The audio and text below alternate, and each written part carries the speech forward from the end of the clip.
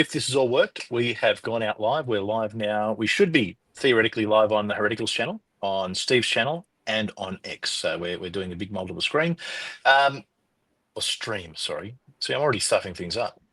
Back into it for 5 minutes and that's it. Everyone, welcome. This is Over and Under. So look, I guess I'll explain a little bit about what Over and Under is. I'll explain a little bit about, I guess, where I've been, just so everyone knows.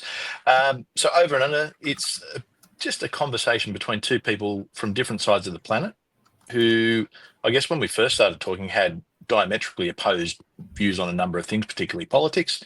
So what we like to do is we like to have conversations, find middle ground, find something in common, or at the very least, understand what the other side's saying. So this isn't a right-wing show. This isn't a left-wing show. It's certainly not a centrist show. You know, I think anyone who's followed me for a while knows where I stand on politics. Anyone who's followed Steve for a while probably knows where he stands on politics too. So that's the very short Over and Under. What do you reckon, Steve? Is that a fairly apt description? I think that was very brief and very concise, and that was very accurate. We did do a show for quite some time. People know my mic my camera isn't working too great, so I'm trying to fix that as we speak. I'm not actually streaming over on my channel for some reason. That was all on Chris's end. So if you're not seeing me on the Non-Sequitur Show, that's fine. Just head over to Chris's channel, which I've already put it in the live chat in my channel, and then I can just upload this later because it's only streaming to, I think, your channel. Actually, yeah, I've just got a notification up saying it's having trouble streaming to the destination. Yeah, that's fine. I'll upload it later. We'll work it out and we'll upload you. Just download it, upload it. That's all fine. But yeah, I'm secretly just keeping it all to myself. Let's not do ourselves, because you know I've already started. Anyone who knows Steve knows that he has a habit of co-hosts trying to steal shows from him, and I've done it within the first 2 minutes. I gave you this. Look. I'm going to go on record. I'm going to go on record right here and now, so nobody can say anything in the future. So let's just get it out there. I've offered Over and Under to Chris 100%. All his. Do what he wants with. I don't care. He can give me a dime. He can give me $1. I don't even care. It is completely. I give him all the rights. And so there you go, Chris. I mean, that's on it. It's on your stream right now, except my camera's not working. There you go. Yeah, no, and that's it. I mean, we've been talking about doing this for a while, and the last time I streamed was actually with you on election night, where I'm just going to throw this out there. I called the exact number of seats or the exact number of electoral college votes that Trump would get. Called it at the start of the night. Everyone laughed at me, told me I didn't know anything about politics, but here we are. So, and you know what? It ignited something. It was because I haven't streamed for a while. I used to stream multiple times a week, but I think it got to a point where it just became a bit too laborious. I stopped enjoying it, and you know there was dramas with other people who were on the channel. Like the core people, like I'm cool with. We still chat when we can. There's no issues there. But there was a few people who just sort of came in and tried to cause drama, blew things up, and at the end of the day, I just couldn't have been bothered with it. Who has time for it? I mean, seriously, who has time for it? I'm gonna leave my camera off because people know what I look like. I just wanted to show that I am like much healthier than I was. I feel good. Mate, no, I was saying before, you're actually you're looking good, mate. You are looking good. So there's a couple of things we've sort of got penciled in to have a chat about today. You make me blush. I can actually see it. I'm blushing. Thank you. No, it means a lot to me. I really do, because again, it's been physically. It's sort of it's in and out. Actually, your audio's marking up now. So is it? Or it was? Yeah, that's okay. Teething problems, episode 1. All right, so a couple of things we're going to be talking about. So we are going to be talking about Donald Trump, how he's going, some of the appointments, the joint session that just happened. We are going to look at, we're going to briefly touch on the Epstein files, what's going on with those. Bit of a look at Israel, Palestine, Ukraine, Russia, I guess the big conflict points at the moment. And we're going to talk about the Tickle versus Giggle case, which is for a case. I'm just going to put it out there. That is the funniest name for a case you could ever find. You couldn't have planned that, right? I mean, seriously, you could not have planned that. It writes itself. It writes itself. But so look, I guess I'll throw it out. I mean, I'm here in Australia, so I've got the outside view. You know, I'm unashamedly, I sit on the right of politics. Steve, you're someone who is more, I guess, a classical liberal. You tend to, well, as long as I've known you, you've been more towards the left of politics. I I say wouldn't to the say left. you're I would anyone say, who I would call MAGA. oh, definitely not. No, and that's what's funny, right? I mean, I always would say that I'm more center, right? But now I have moved Right. more to the Actually, right. everything. Hang on, Steve. And Everything you just said then just clicked out. You are glitching pretty bad. Maybe take the camera off. how's that? Is that better? And see. Yeah.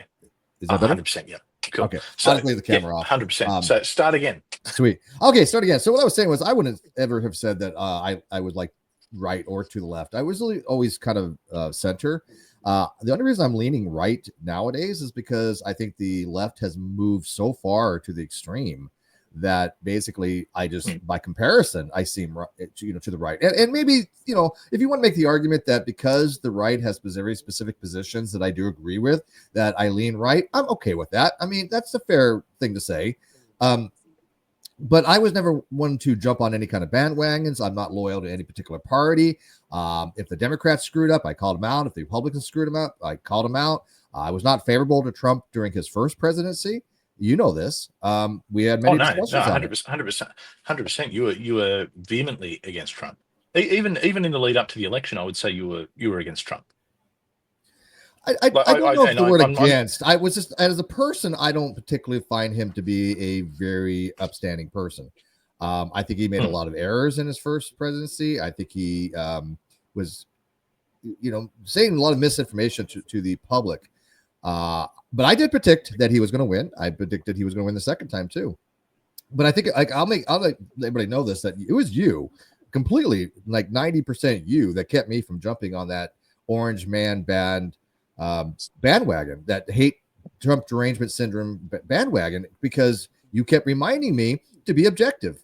And yeah, I love that about you. I love the fact that you hold my feet to the fire and say, hey, Steve, come on, you're a smart dude. You know about this stuff. Let's talk about the issues and let's talk about them rationally. And you were able to do so, which is a rare commodity nowadays. But see, that's how it always used to be. Though. You get two people with different views who'd have a conversation.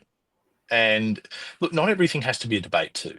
That's the thing. I mean, I think we had a lot of conversations where we went out of it where you hadn't changed my mind, I hadn't really changed yours. But I think we at least understood. And what I've seen is there's been this weird trend where everything has just gone so far to the extreme. I think we've seen extremes on both sides, but particularly the left has just seemed they've just lost their fucking minds.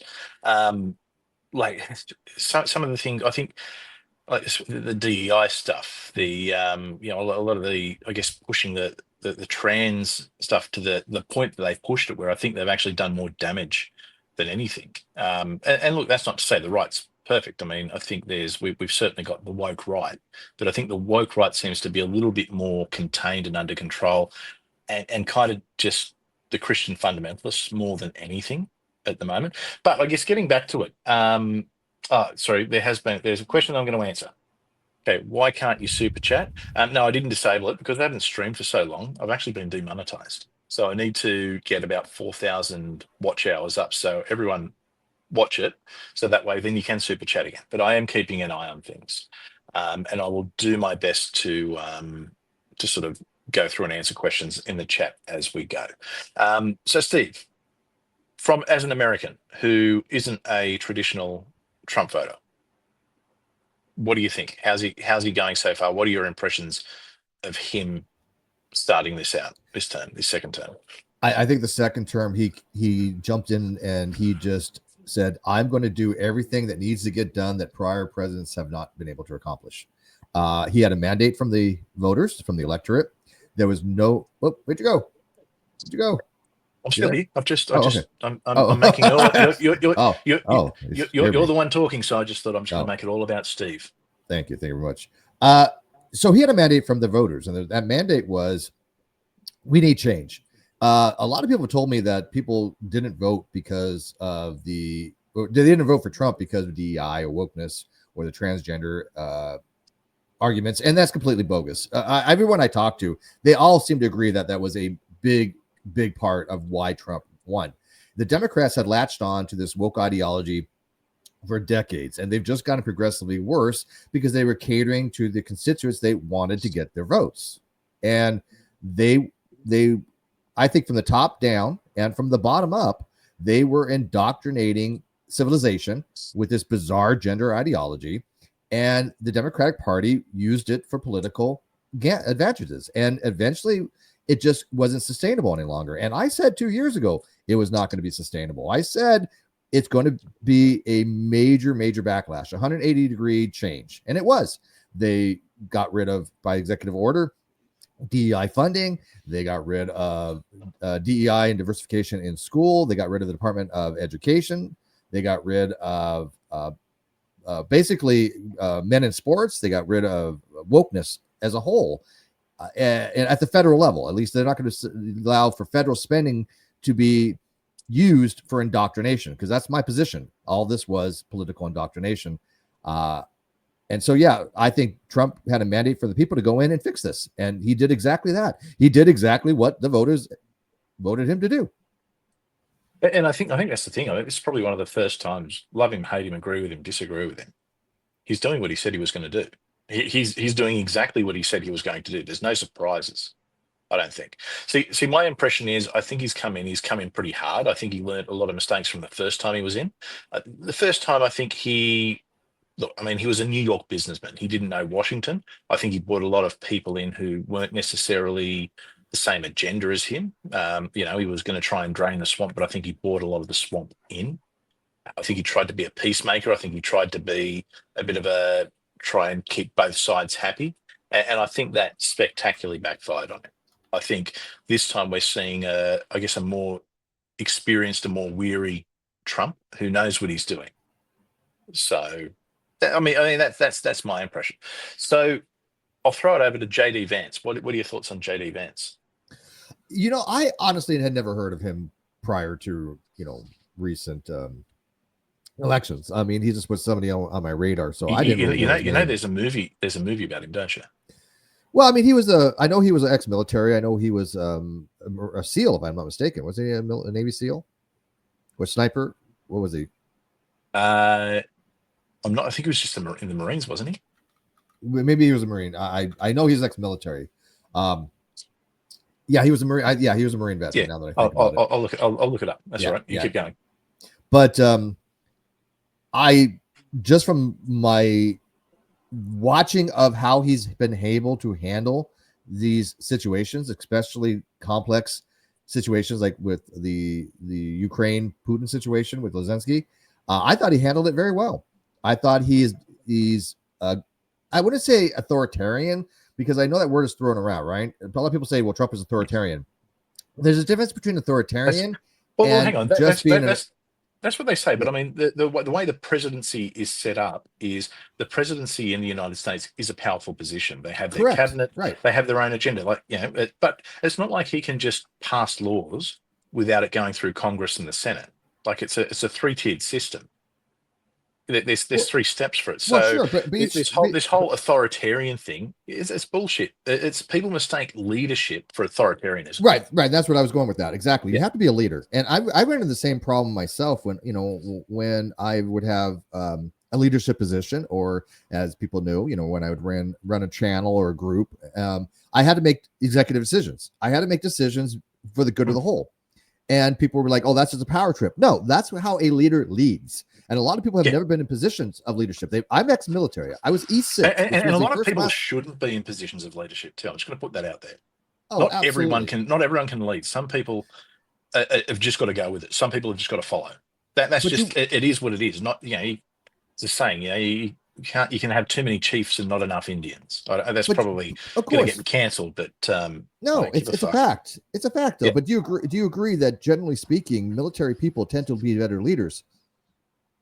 At least on the average, or at least they learn how to lead. No. I'd say that people who have been involved in the military certainly learn some leadership skills, but those same leadership skills can be taught in business. They can be taught in a variety of different places. Okay, fair enough. Yeah. I think it's a different. I think people who are a military, they can be better leaders, but when they've specifically got people who have also got that military mindset who are going to follow without question.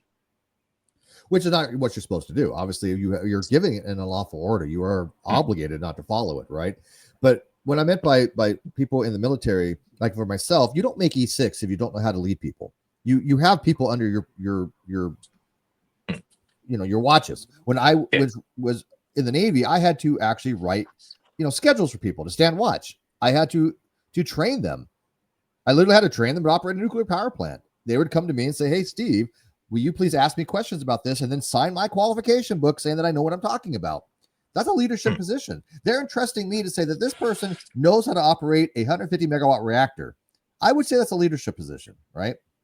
100% it is. Now, there's been a bit of chat going on in the chat. That's good. Chat going on in the chat.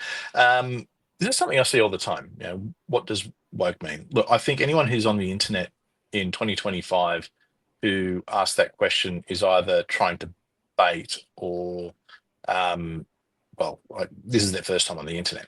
Look, I guess I would say a very basic definition of woke is an extreme political focus on identity politics. So actually that probably wasn't worded exactly perfect, but an extreme. I guess the initial was probably just someone who was aware of things and active, but I think that word got hijacked. You saw the woke left, which was certainly focused on issues of race, identity. Essentially, it was the combination of identity politics. We're also seeing now a bit of a woke right, which is probably more a Christian fundamentalist sort of stance, where it's very much I guess a puritanical point of view. You must follow these codes exactly. On the left, it's you must say that trans women are women. You must use their pronouns. Minorities must be respected, and it's the evil white men are the oppressors sort of thing. On the right, that it's more sort of it's anyone who doesn't follow a hardcore evangelical kind of line is essentially a sinner. You see a lot of that kind of stuff, like with people like Andrew Wilson, and a few others. So that's how I would give a very short overview of woke, just so we're not confusing ourselves. What do you reckon, Steve? Yeah, it's gonna be a very boring show if I agree with you all the time, man. It's not gonna be very much fun. We have to like swear at each other, and I can promise you that's going to happen. I've got a few things. I've got a few things. Don't worry. I know Australians have very, very choice words when they swear. And so we have choice words when we're not swearing. What are you talking about? That's true. Yeah, no, I think you're exactly right on that. People know what we mean by woke, right? I mean, obviously the initial usage of the term woke comes from like it comes from Lead Belly. He wrote something called Stay Woke, and it's basically to talk about racial injustices. We all understand that. We know where the term comes from.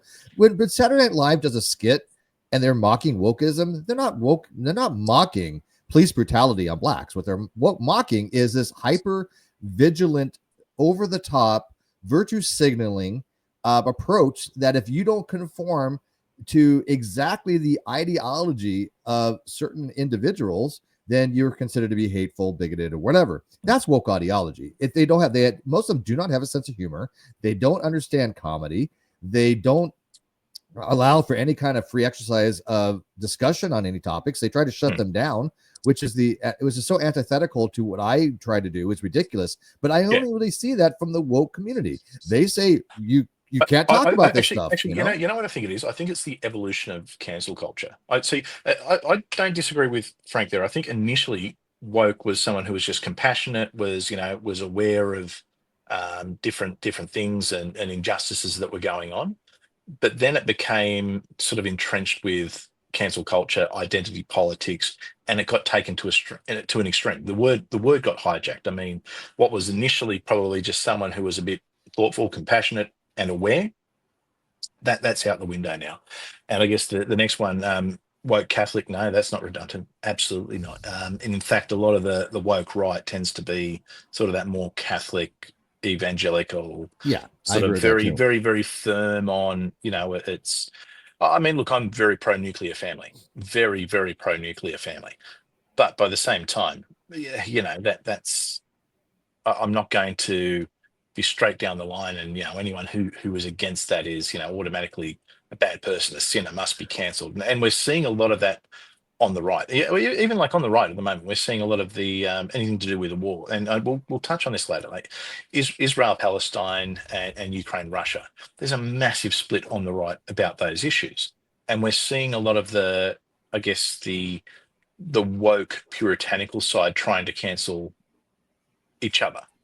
And it's one thing I'd But hope that we do on the right is not make the same mistakes that the left made, because otherwise what we're going to have is we're going to have this lurch way too far to the right, and then all of a sudden all those people who are moderately on the right, who are on the left but found themselves sort of excluded, are going to find themselves well and truly on the left again. So I mean, it's a dangerous kind of, it's something we have to be aware of. yeah, but as you said, it's the cancel culture, right? Yeah. If anybody dare say, "Hey, look, I'm on Blue Sky," and I just got a notification from them the other day saying my bio had it cited what did it say? No, it said intolerance. Cited me for Oh, yeah, intolerance against TOS. But Blue Sky is basically Twitter 2016. Oh, sure. Yeah. And see that's one of the things. I mean, I was on Twitter for ages, and obviously sort of, being a streamer who focused mainly on, atheist issues, things like that. The majority of my audience was pretty left, and I was like the weird token right wing guy that they all had conversations with. But I mean, I had to watch what I say, because I'd say the smallest thing that the cancel mob had come after me. I mean, we all remember the Jimmy Snow incident with me. Yeah, the Oh, cancel yeah. mob will come after you. Yeah, absolutely. But then you get But you got to remember, he's an expert blocked and taken off. But he's an expert though. He's read the what's the name of that source? The Guardian. Yeah, he's a Guardian expert. For those who don't know, Jimmy Snow, Mr. Atheist, years and years ago, he when I first started streaming and first started doing things, he made a video or something about Australia and what was going on with some laws that were being passed at the time that incidentally never got passed, and he made a number of errors in it. And I sort of pointed out in the comments, hey, a couple of things wrong here. Yeah, and look, I'm someone who actually is an Australian historian, involved in Australian politics, very, very aware of what's going on in my own country. But he bit back and like, well, I read 2 Guardian articles, and the Guardian, for anyone who doesn't know, is a far left British newspaper. Yeah. And that was the entirety of where he got his sources from. And at the time, we were leading up to an election with a fairly conservative Christian prime minister. So all the attacks were on, and that was his sources. And anyway, he went after me. The woke cancel mob came after me. I felt I was getting mass flagged, mass reported. It was actually quite funny to look at. Yeah, well, you lived through the exact same thing that I went through first. Yeah. You were the afterthought of a lot of that. But I mean, I didn't see, my audience was a little bit of mix. I didn't have a lot of the far left or the far right. I just had kind of people that just wanted to have conversations and had disagreements. I didn't attract any of the fars, as far as I know. I was going to say, I think this is right. Blue Sky was founded to be a haven to the people that didn't like Elon, that were leaving X. So of course it went right back to being the cancel culture nonsense. And you know what? Blue Sky's not going to work. I mean, No, look, before Elon bought X or Twitter or whatever, whatever we're going to call it, there was a couple of times that the right tried to have their own social media platforms. All it became was echo chambers. They lasted for about 2 months, and then everyone came back to X. I can't even remember what they were. What were they? I mean, not Truth Social. That's still a thing. That's really just a Trump echo chamber. Yeah, there was Truth Social, and there was another one that started up that was very, very similar to Twitter, but I don't even remember the hell it was called. It's been so long. I don't even remember if I have an account with them, but it was what was it called? Or maybe I think of Facebook. I don't know. There's been a few different types of social medias that try to emulate Twitter, but yeah, as you said, Twitter is going to be always number one because that's where the bigger players are. That's where the people involved in the stuff talk about these subjects. Right, exactly, and that's and it'll come back to that. I mean, look, Blue Sky is just going to be an echo chamber for people who are just going to shout into the wind. But what's funny is I'm seeing a lot of people who are very much on the left and that far left, who are jumping on Blue Sky and are actually getting kicked off because it's like extreme. Yeah, well, they threatened Twitter to kick me off for stating a fact, right?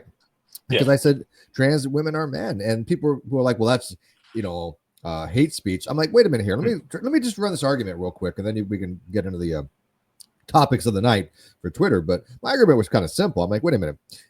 Twitter saying trans women are men, is this a response to the phrase trans women are women?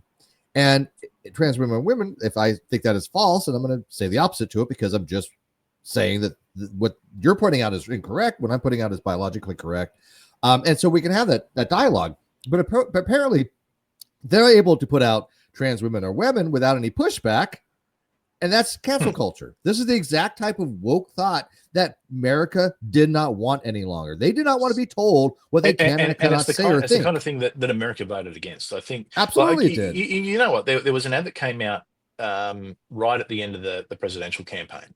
It's the Kamala is for they them, Trump is for you. Yep. And I think that was what, emblematic 3 or 4 of how far. Yeah, he gained multiple points on that. And see, this is the sad thing. It's really the sad thing, because I actually think I feel bad for trans people, for genuine trans people, because I think their identity has been hijacked by a bunch of woke lunatics. I mean, it's whenever anyone talks about allies, I cringe, because it just seems to be extreme left-wing hijacking of so many different issues. Like, you know, anything to do with race, anything to do with but the thing is, it's got nothing to do. I mean, they're not really allied to these people. They're really against these people.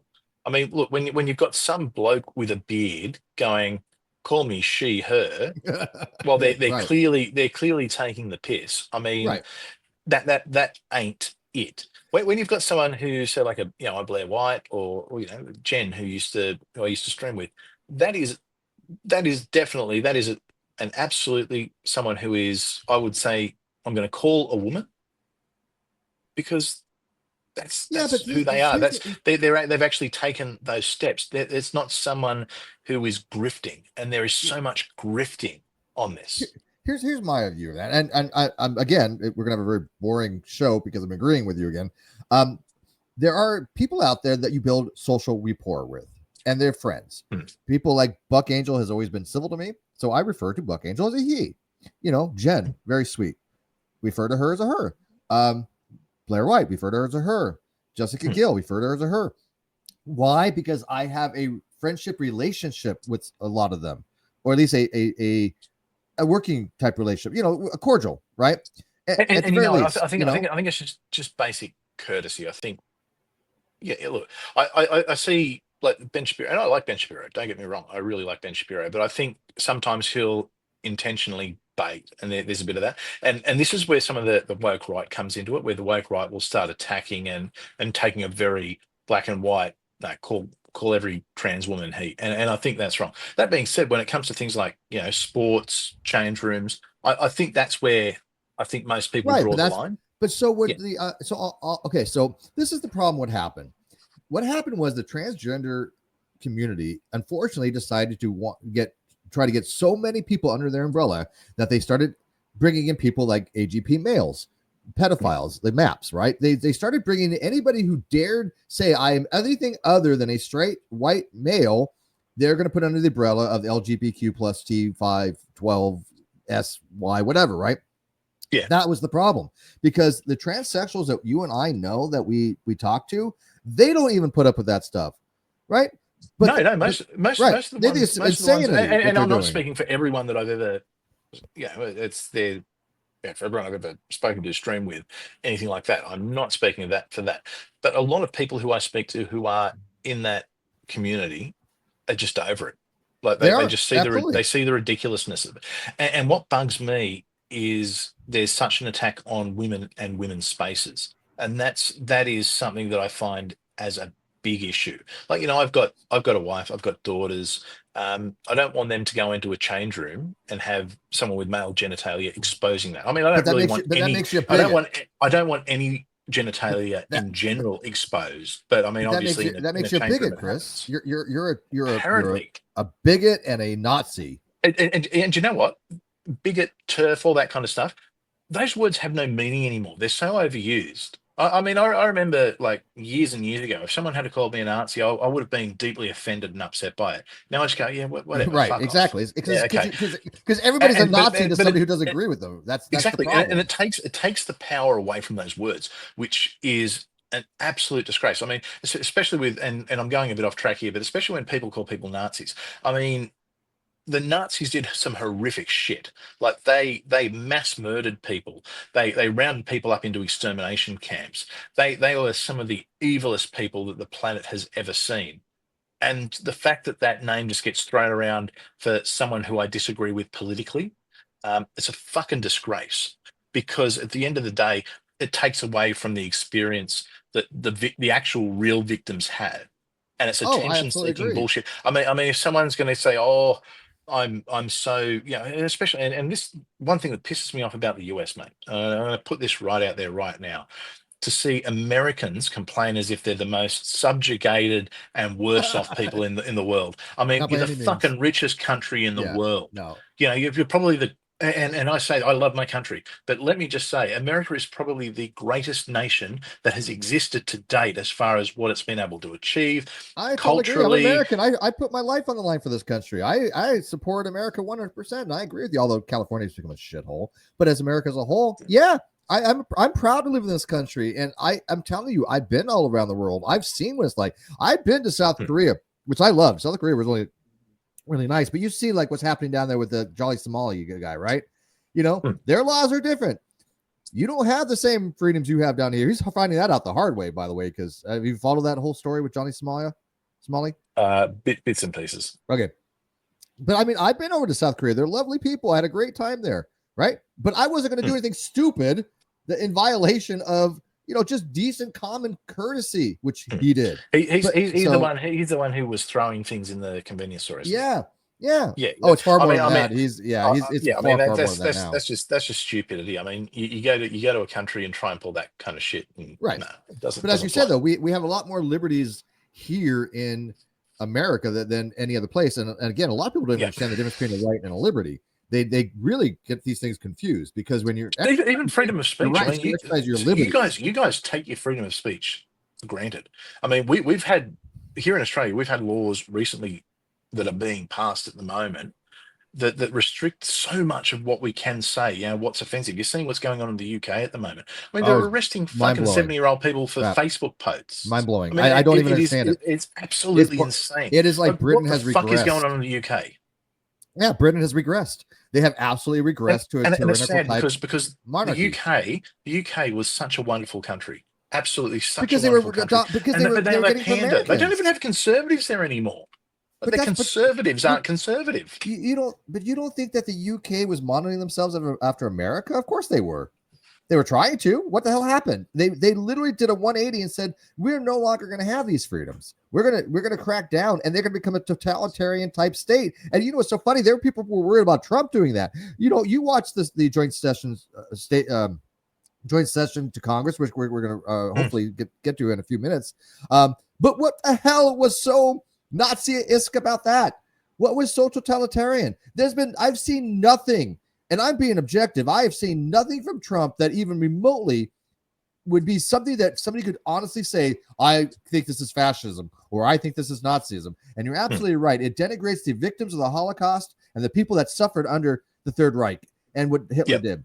And that 100%. Should always be known as the worst atrocity ever in humanity. All right. So here's we might find something to disagree on here, because we're agreeing on way too much at the moment, Steve. It sucks. All right. How are veterans' benefits doing under Trump? Do you think the staff cuts will help you? Good question from Elliot Fields. Which kind of leads us into, I guess, our conversation how's Trump doing? What are your thoughts on? Okay, well, I mean, you're a vet. You're there in the US. What's your impression of this? You tell me. All right. This is again. I told you before, so I'll tell people on air. There's a difference between objective and subjective evaluations, right? So I can argue something objectively, and that's an objective fact. But when it comes to something like veterans benefits doing under Trump, this is going to be a subjective evaluation based upon my personal experience as a veteran. But I can tell you this, as somebody who has the VA and everything else, there's a lot of waste. There's a lot of waste. So if they're just cutting staff cuts that are redundant positions that are not necessary positions, I don't think anybody's going to even notice the difference. We have far too much waste in the military. I can tell you right now, we would spend 100 times the amount for a washer or a gasket than you would find in the civilian sector, merely because it was on contractual bids, right? So something that I could fabricate for $1, we probably paid $100 for. A piece of merchandise, or like a tool that you can go buy at Home Depot for $30 would probably run you $300, right? This is military spending. This is I'm not trying to exaggerate this. People know that the military has exorbitant amount of spendings. I think the mandate to Trump was go in and cut spending, get a balanced budget. What's the last time we had a balanced budget?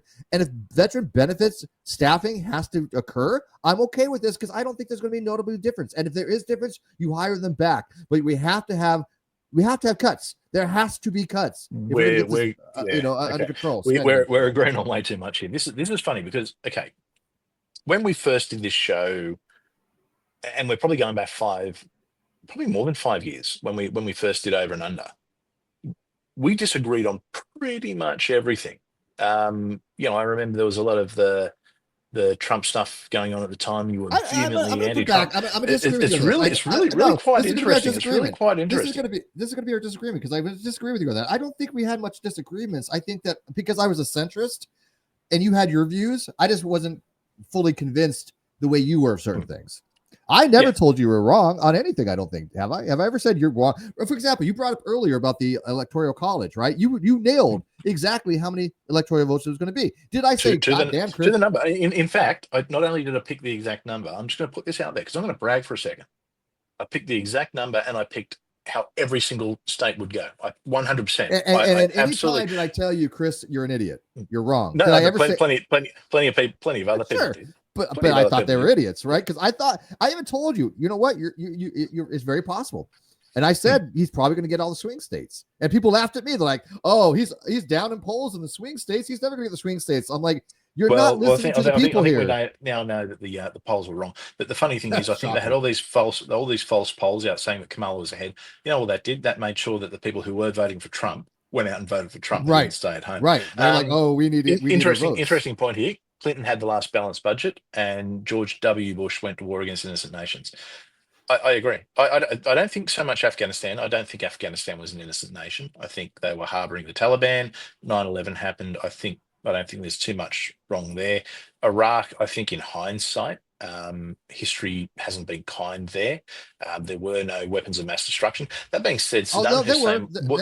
There was. Well, not to the extent that they were saying, but I mean, Saddam Hussein was a lunatic who was openly killing his own people. So I don't shed a tear for Saddam Hussein. I do shed a tear for the innocent people who died in that war. Yeah, no, I'm in the same agreement. That should never have happened. And the thing is, not only did that war happen, but then the US didn't fix anything afterwards. They just pulled out, same as they did with Afghanistan. Afghanistan, now we've got the Taliban running around. And in Iraq for years was basically controlled by, well, the majority of it was controlled by ISIS, which were more fundamentalists than anything. Right. They have no exit strategy. And by the way, yes, they had WMDs. I know this for a fact because we literally were escorting ships with WMDs during the Iraq war to a atoll off of Hawaii to dispose of them. I was involved in this. It was a secret mission. We know this. This is all classified now. But we were, my ship was part of the Carl Vinson group, and we were disposing of weapons of mass destruction, which would include things like sarin nerve gas and VX nerve gas.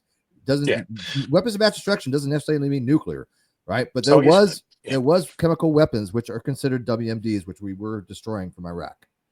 Oh, well, I guarantee there was no secret about the chemical weapons because he was gassing the Kurds. We had to be. Years. That was common knowledge. I had to be trained in CBR, right?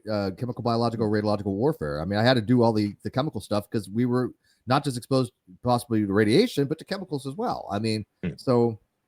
Right. So I guess moving back to Trump. So if we look at Doge, okay. So Doge is doing. I mean, look, I think Doge is great. I kind of laughed when I saw the big backlash that it's government employees had to email back 5 things they achieved that week. I love that. I loved it. I couldn't believe. I mean, sorry, I'm going to say I can't believe. I can believe the backlash because I've worked within bureaucracies, I've worked within government, and it doesn't surprise me at all. Now, had that come from if Kamala had gotten in and had someone, I just want everyone to email me that, they would have done it with glee. But because it's the big bad boogeyman Trump, and look, government employees on the whole tend to vote left because the reality is the left-wing parties tend to expand the bureaucracy, right-wing parties tend to shrink the bureaucracy. So, it's in their interests. But I mean, there was no secret going in that they were going to have Doge and what Doge was going to do. Like there was absolutely no two ways about it. Like they were going to cut the government down because there is wasteful spending. I mean, we've seen it here in Australia. We had $500,000 spent to investigate whether two pool tables that were in, as in snooker or billiards or whatever you call it there, tables that were in Parliament House that were sold for $5,000, whether they were sold for the correct price or if they were undersold. There was an investigation that cost $500,000 to determine a $5,000 sale, which came back that no, that was the correct price. So there's government waste happens everywhere in every country, but it seems as though in the US it is a bit bloated.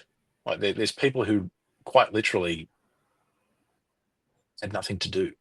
I mean, if you can't send back an email saying, "Here's 5 things I did in a week of work," well, even if you don't have the imagination to make shit up, like make shit up. You know what your job description is. This is what I did. Thank you. Let's go.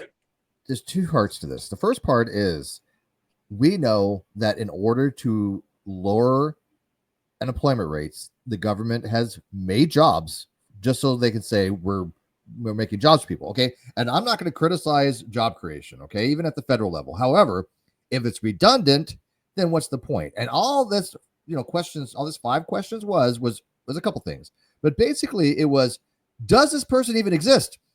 That's why he called it a pulse check. Am I going to get a response? And he said, and look, at all you had to do was respond. I woke up today and went to work and I walked my dog at work. Whatever. He was just looking for an email in response, right? He didn't expect to have great details. It's not that hard to do. Like it would seriously take all of about a minute. This week that was too much for them. Oh, they're offended. Worked 38 hours, managed to help people, managed to do whatever the description of my job is, this and this. Right. And that's it. It's genuinely not that hard. I don't understand why they don't have to be justified to their employers of what they're doing. I don't understand why the private sector is any different than the public sector. I've worked for companies where you've got to account for what you do every half hour, like half-hour blocks. This. I would lose my mind. That's too micromanaging. I got to tell you, it was a bit too much in micromanaging. Yeah.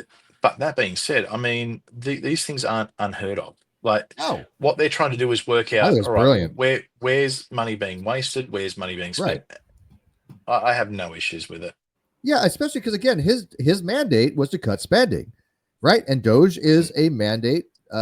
It's created by executive order, which but it's a massive overreaction is what's happening. There's this huge overreaction that's happening. And look, Elon 5-6 years ago, he was the darling of the left. They loved him. It was because he bringing out the electric cars. He was focused on science, going to space. All of a sudden now, because whether he's shifted or whether politics, where the center of politics has shifted past him, I don't know. But I mean, this is a guy who, okay, look, he's got his quirks. Let's not kid ourselves. There is. I'm not claiming to be a doctor, but I've worked with people who are on the spectrum, and I'd say with a lot of confidence that he's probably on the spectrum. And I think you've got to be on the spectrum to have a certain level of brilliance. But I mean, you see a lot of things there. Yeah. But at the end of the day, what's he doing? He's a business person. He's not getting really any benefit from this, apart from you're seeing Tesla stores shot up. People are boycotting him. Like there's more of a net negative. I mean, he was getting contracts under Biden, or his companies were getting contracts under Biden. They'll probably continue getting contracts under Trump. $400 million contracts. There's no real benefit to him. But you know what's funny? They even tried to say that those $400 million Biden contracts were Trump's. It's like, no, that was from Biden. He's not. So I don't think for a second that Musk is trying to do this for his own advantage. I really think that he wants to cut spending. I think he wants to do something from America. I really honestly do. And Joe's just had a lot already. It can go too far. You can't treat the government like a business. Like it's not uncommon when people take over a business that hasn't been going that great.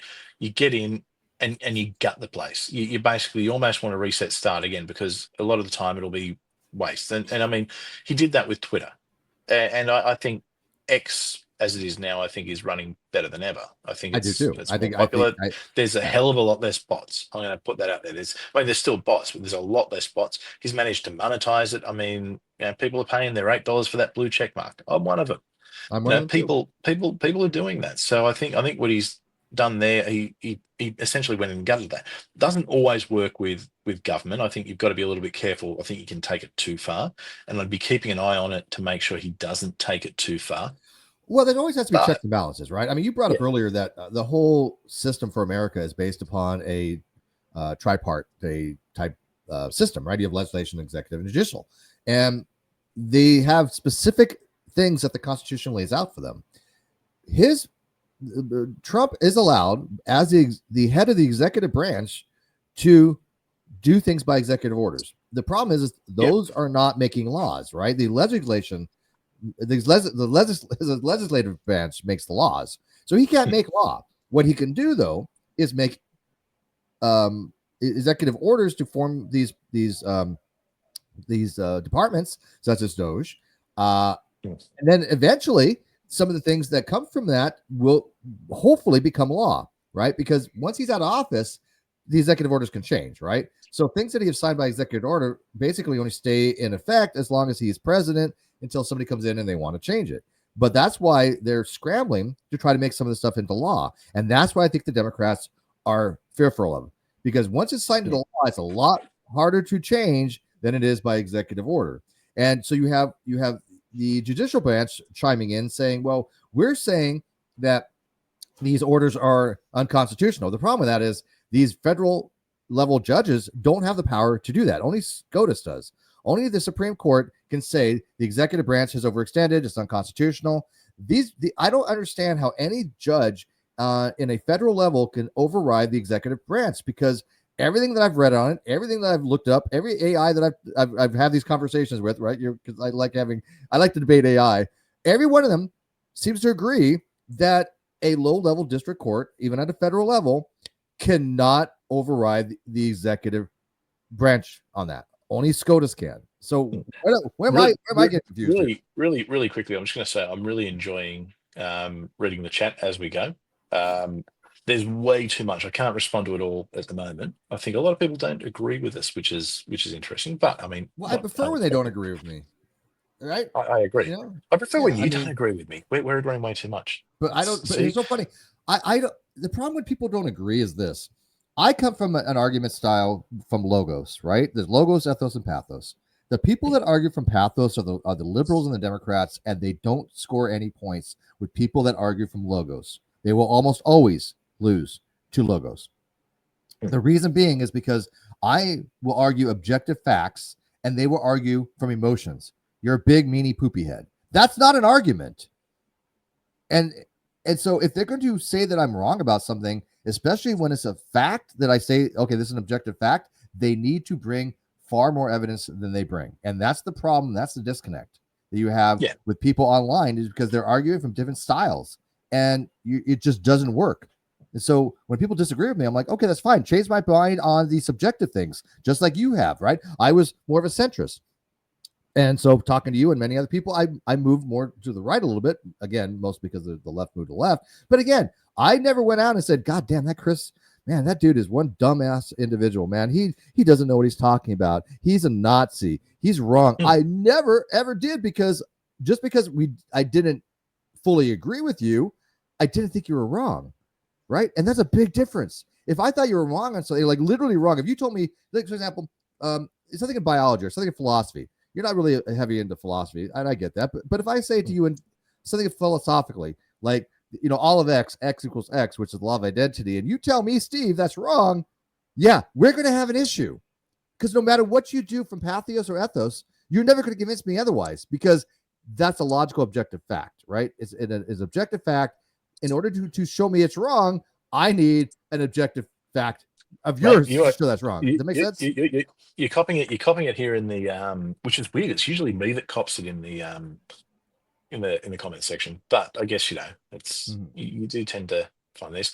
All right. So Elliot has said that you're not arguing facts. You're being ambiguous and vague. Make a single specific claim. Did I not say that I said subjective, though? Did I not say that early on that I'm going to be talking subjectively from my personal experience? The objective facts of the matter are things like, oh, did they have a joint session of Congress? Yes, they did. Yes, they did. That's an objective fact.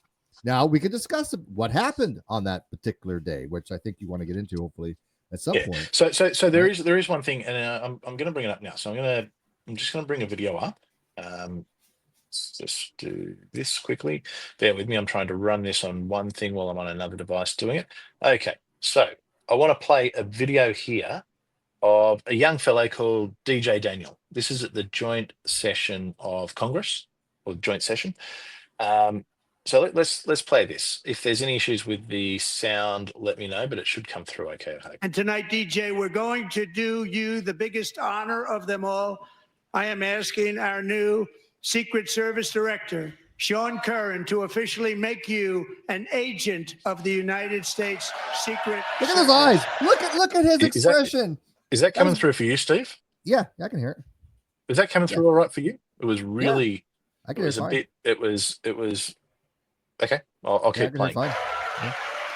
But just real quick, look at his expression. Look at the happiness of that kid. I mean, this is a moment that he's going to remember for his entire life. And then you have the head of the Secret Service. Look at the smile on his face. I mean, this is what America is right here. All right, so I don't know if everyone else could hear that. It was going. It was like someone strumming a guitar for me.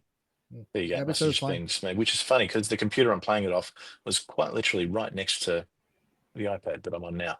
But anyway, okay. So DJ Daniel. Okay, so we're talking about a 13-year-old kid who survived brain cancer. All he ever wanted to do was be a police officer or in law enforcement. You can see, I mean, he's dressed in a police uniform. I think he was made an honorary police officer. And what Trump did was he's made him an honorary Secret Service, and he got sworn in, and it was very nice. Now, what bothers me about this is, okay, I get that the Democrats aren't going to stand up and applaud everything Trump does, but surely you can get up and applaud for a kid, for a 13-year-old kid who has survived brain cancer. I mean, what kind of political disconnect is there for that? Well, let's talk about the pathos of this, because this is a pathos argument. Look at it from the kid's point of view. Do you think this kid really cares about the politics? Do you really think he cares what Doge is doing? Do you think he really cares about, the transgender in sports? Do you think he really cares about anything other than, one, maintaining his health, because obviously he has major medical issues, and two, living in that moment that he has been honored by the president of the United States and given an honor that no other kid has ever been given, right? Do you think he's going to care? All he's going to do is look at the Democrats and say, well, hang on. All he's going to do is look at these Democrats and think to himself as he grows older, what a bunch of assholes. I would never want to be like them. That's it. That's what that kid's thinking. Exactly. I mean, what difference would it have made if the Democrats had got up and well done to him? And even, look, I mean, I'm sure there could have been photo opportunities for them for their political advancement. I mean, he's a kid with cancer. I don't understand. But are we at the point where it's so happy for him? I get that it's tribalistic. I get that. I mean, we're a tribal species. Okay. But are we at the point where you can't stand and applaud a kid with cancer who's getting sworn in as an honorary Secret Service member? Everybody who's survived fucking cancer. There's I'm so sick of people politicizing the most basic of human things. This was a humanistic time. This was a humanistic thing that happened in Congress that everybody should have supported. There's no politics. It isn't. Look, there's no benefit to Trump. I mean, Trump isn't going to suddenly find himself I mean, he's never going to be re-elected again. He's this is it. This is his last term. He can't. Well, no. Okay. Besides becoming a vice president or something like that, but I mean, he can never be elected as president again. He can't be elected as president again. That's 22nd Amendment. I think of what. Yeah, but here's the thing. So there's no real political gain for Trump. This is just something that just a nice story. Right. It really is just a nice story. Something where both sides should be able to come together and go, you know what? Good on you, DJ Daniel. Good on you. But the Democrats have to politicize everything. They think everything is evil. They think that everything is fascism. They think that everything is some political motivated thing other than just living in the moment and being happy for the kid, which is so ridiculously mind blowing to me that this is supposed to be the party of empathy, the lovers of the world, the peace, everybody should be like sing kumbaya, and they couldn't stand for a freaking kid with brain cancer. There's no justifying that. There's none coming back from that for the Democrats. It'll backfire. Absolutely, it's going to backfire. I think they wouldn't there's listen coming, to that, there's Chris. coming, there's coming back. There is coming back from it. And look, realistically, what I think they're doing, if you look at it purely from a political strategy point of view, I think they're trying to solidify their base. Trump is evil. Trump is bad. Trump is killing democracy. That's what they're going for. They shouldn't worry about their base. The base are not going to get them reelected. They should be swinging to the right. But they need their base to be invigorated. They need their base to be active. They need their base to be screaming. So then when it comes to the election, then that's when they'll move a little bit. If they're smart, they'll move a little bit more moderate with someone like a Gavin Newsom who can appeal to a little bit to those people who are in the centre who could go either way, who aren't going to respond well to the chest thumping, screaming lunatics on either side, because we've got them on the right as well. This isn't just an issue with the left. Like the right's got issues. No, I totally agree with you. They have to become more moderate, but that's because they have no other choice. The Democratic Party, as of right now, their polls are so abysmal, like in the mid to low 20s or something on the approval rating. Yeah. They have to do something. They cannot survive running on the platform that they've been running on. It will not work. So as Gavin Newsom, who is the governor of my state, who's an absolute freaking idiot, he's just destroyed the state. I mean, seriously, it's a shithole. It's what it used to be. But he has to become more moderate. So he needs to figure out a way to keep his base, his radical base, and appeal to the more right of center people, which he did. And he went to, and Charlie Kirk. I don't know. Look, I don't agree with Charlie Kirk as far as his evangelical and his Christian and the woke right and all that. But when it comes to the politics, when he was asking questions to Newsom, especially when it came to long form podcast, he was absolutely 100% spot on, in my opinion. Right? I mean, he even told Newsom, "This is what you have to do. This is why it's a bad idea." He was giving away all the secrets. But do you think Newsom's going to take that on board? No. Probably not. No. All right. Here's a question from Elliot. So, Steve, do you actually think the Democrats are upset that he survived brain cancer? The issue is that the right are using the kid as a political cudgel. Why is that okay for the right but not for the left? I'll let you answer that one first, and then I'm going to throw my opinion in. Yeah, sure. No, I don't think the Democrats are upset that he survived brain cancer. And what would be an example of a non-political situation? What can Trump do in that situation with anybody? What is it that? Give me an example, Elliot. And Elliot's been following me for like 6 years, right? I mean, we go way back. And I know he does have a lot of respect for me, and I appreciate that. So I do take Elliot's questions seriously. So let me ask him, what would be an example of Trump doing something for a child in a joint session of Congress that he wouldn't say was a political cudgel? Well, okay. So I think anything a politician does is inherently political. It's in the nature of it. So is there a political aspect to it? Look, probably. I don't think there's a huge benefit to Trump. I mean, it's a byproduct. It's a byproduct, of course. Yeah. I mean, I'm not going to say that. But at the same token, politicians have to do political stuff as politicians. And in doing so, they have to recognize heroes. They recognize many heroes, in that look, joint session. I'll put this out there because I want to directly, I guess, address what Elliot said at the end there. Why is it okay for the right but not the left? It's not. It's both sides do it, and I think it's fine. And if it had have been Kamala as president and the same thing happened, and the Republicans hadn't, I would have shouted them. I'd be criticizing them too. Absolutely. because I think there's some things that transcend partisan politics. Dude, I think there's something. I mean, look, the economy stuff, even if it's stuff that people will generally think is a net positive. Okay, I get that they're not going to stand up for that because they're the opposing side. That's fine. There's absolutely no issue with that. However, I think this is more of a human story, and you'll get these regardless of who's the president. You're going to get these. You're going to get these kind of stories, or these kind of things that will happen at joint sessions, State of the Unions, things like that. And I think that there's a few things that you just have to take that the political cap off and say, you know what, it's a kid who survived brain cancer. Isn't it nice? He's being, okay, we'll applaud that. I don't think there's anything wrong with saying that. And if the right had have done it, I'd equally criticize. Well, let me ask you this. Two things. One. Yeah. Did I not, the first Trump administration, shit on everything I thought the Republicans were doing wrong? You were there. Did I not? Did I coddle them? Did I jump on the Republican bandwagon? No. If I thought they were doing something wrong, you didn't. No, I said you correct? didn't. Look, it's Trump's first term. Some of the conversations we had, you were very, very much on the. I mean, look, you weren't quite at the TDS, but you were looking at a lot of the stories. I guess what I'd call the TDS. I was yeah, sure. No, media. But there was a few things we had conversation. Like I remember there was something where there was a picture of a police officer with a gun, and the way the photo looked, it looked as though he had it pointed at this father who had a child on the shoulders. I remember then that. you actually saw, Yeah. and you brought that up and said, "Hang on, how can you?" And then I said, "Well, hang on, let's go back and look at it." And it But we actually turned did. out that they were across the street. And you know what? And, Right. you went, "Okay, yeah, hang on, you've got me there." Yeah, I remember this. So you certainly you were the first term, and I'd even say during the Biden presidency, you were no friend of Trump. And the funny thing is, I remember when we did the election stream back in 2020, I actually said, look, if I was in America, I probably would have voted for Biden because I think there needed to be some stability. And I saw him as someone who would bring stability at the time. I was wrong, 100% wrong, 1000% wrong. He didn't bring stability.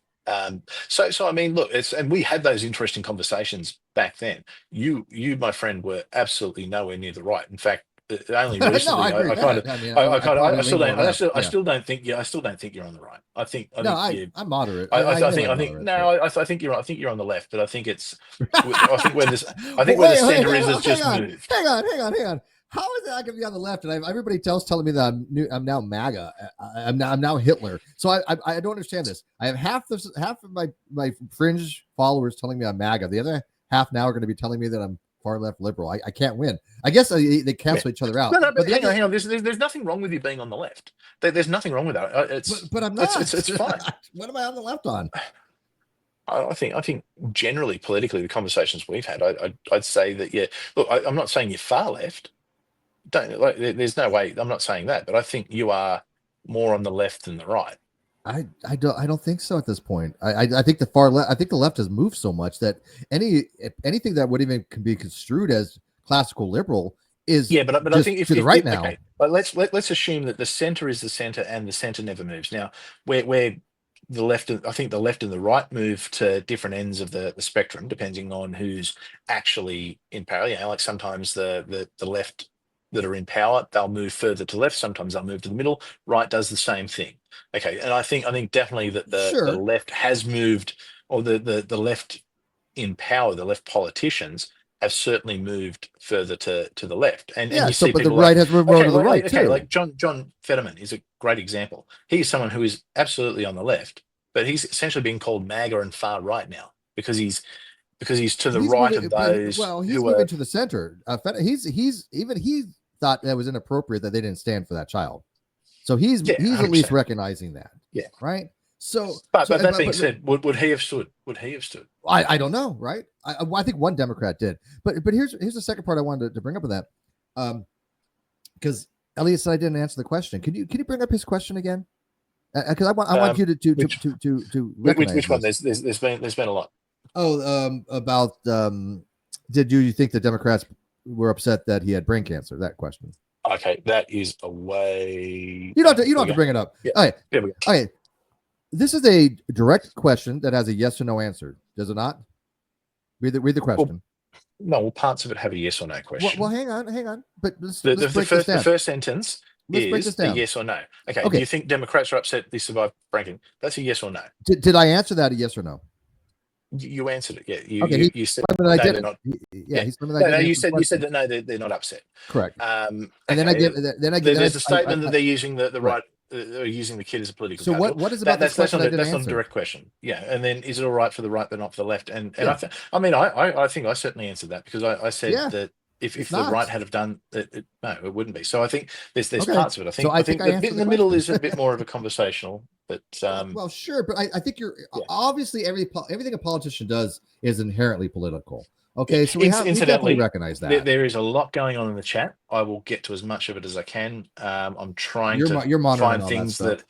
So I'm moderating. I'm talking. I'm trying to. I've got a screen there. So if I'm ever looking over there like this, you know that I'm actually looking at what's in the chat, and I'm here with the camera set up. So bear with me, people. Bear with me. It's the first time back in a long time. I'm loving this, though, dude. I do because look, I think that what I like about going live is you actually do have the comments. And look, there's different things that people will bring up. There's things that people don't agree with, disagree with. And at the end of the day, the audience kind of directs where it goes. We've got some things we want to talk about. I don't know if we're going to get to them all. We might have to save some things for the next one. Let's try to get to a few of them. And we'll get to what we can. Here's the thing, Chris. I don't expect people to disagree, but until they make it personal, I'll have the conversation with as many people as I can. When they go off the rails and make it strictly pathos and it's just arguing from emotions, or they're just trying to say, hey, yo, you don't agree with me, you're Hitler. I don't have time for them. I don't have the patience. No. I don't tolerate that right? shit either. I mean, we're not getting any of that. I mean, we're getting. No, this is fine. Right. No, this is fine right now. Yeah, absolutely. But this is what I'm saying. This kind of dialogue is great, but that's not what you generally find on, all of social media. Let's be realistic here, right? Yeah. No, 100%. All right. So there's a lot of things. I think that's a great example of what I was talking about before. Fetterman is not right wing. He is absolutely not right wing at all. He's just not. He's. You look at his economic policies and a lot of what he stands for. The guy's very pro-union. He's pro-bigger government. But the thing is, what he did that was different is he actually said, well, Trump's won. He's representing Pennsylvania, so he wants to go and engage with Trump. He's representing his look, and this is the thing. Fetterman is elected to represent the people of Pennsylvania. He's not elected to represent the Democratic Party as a whole. And Pennsylvania's swinging what? It swung red. Well, it's swung. I mean, Trump won it, but I mean, it certainly goes back and forth. But I mean, his job is to do the best for his constituents. That's what it comes down to. And look, I think by the same token, I think people on the right, I'll criticize people on the right who wouldn't go and engage with Biden.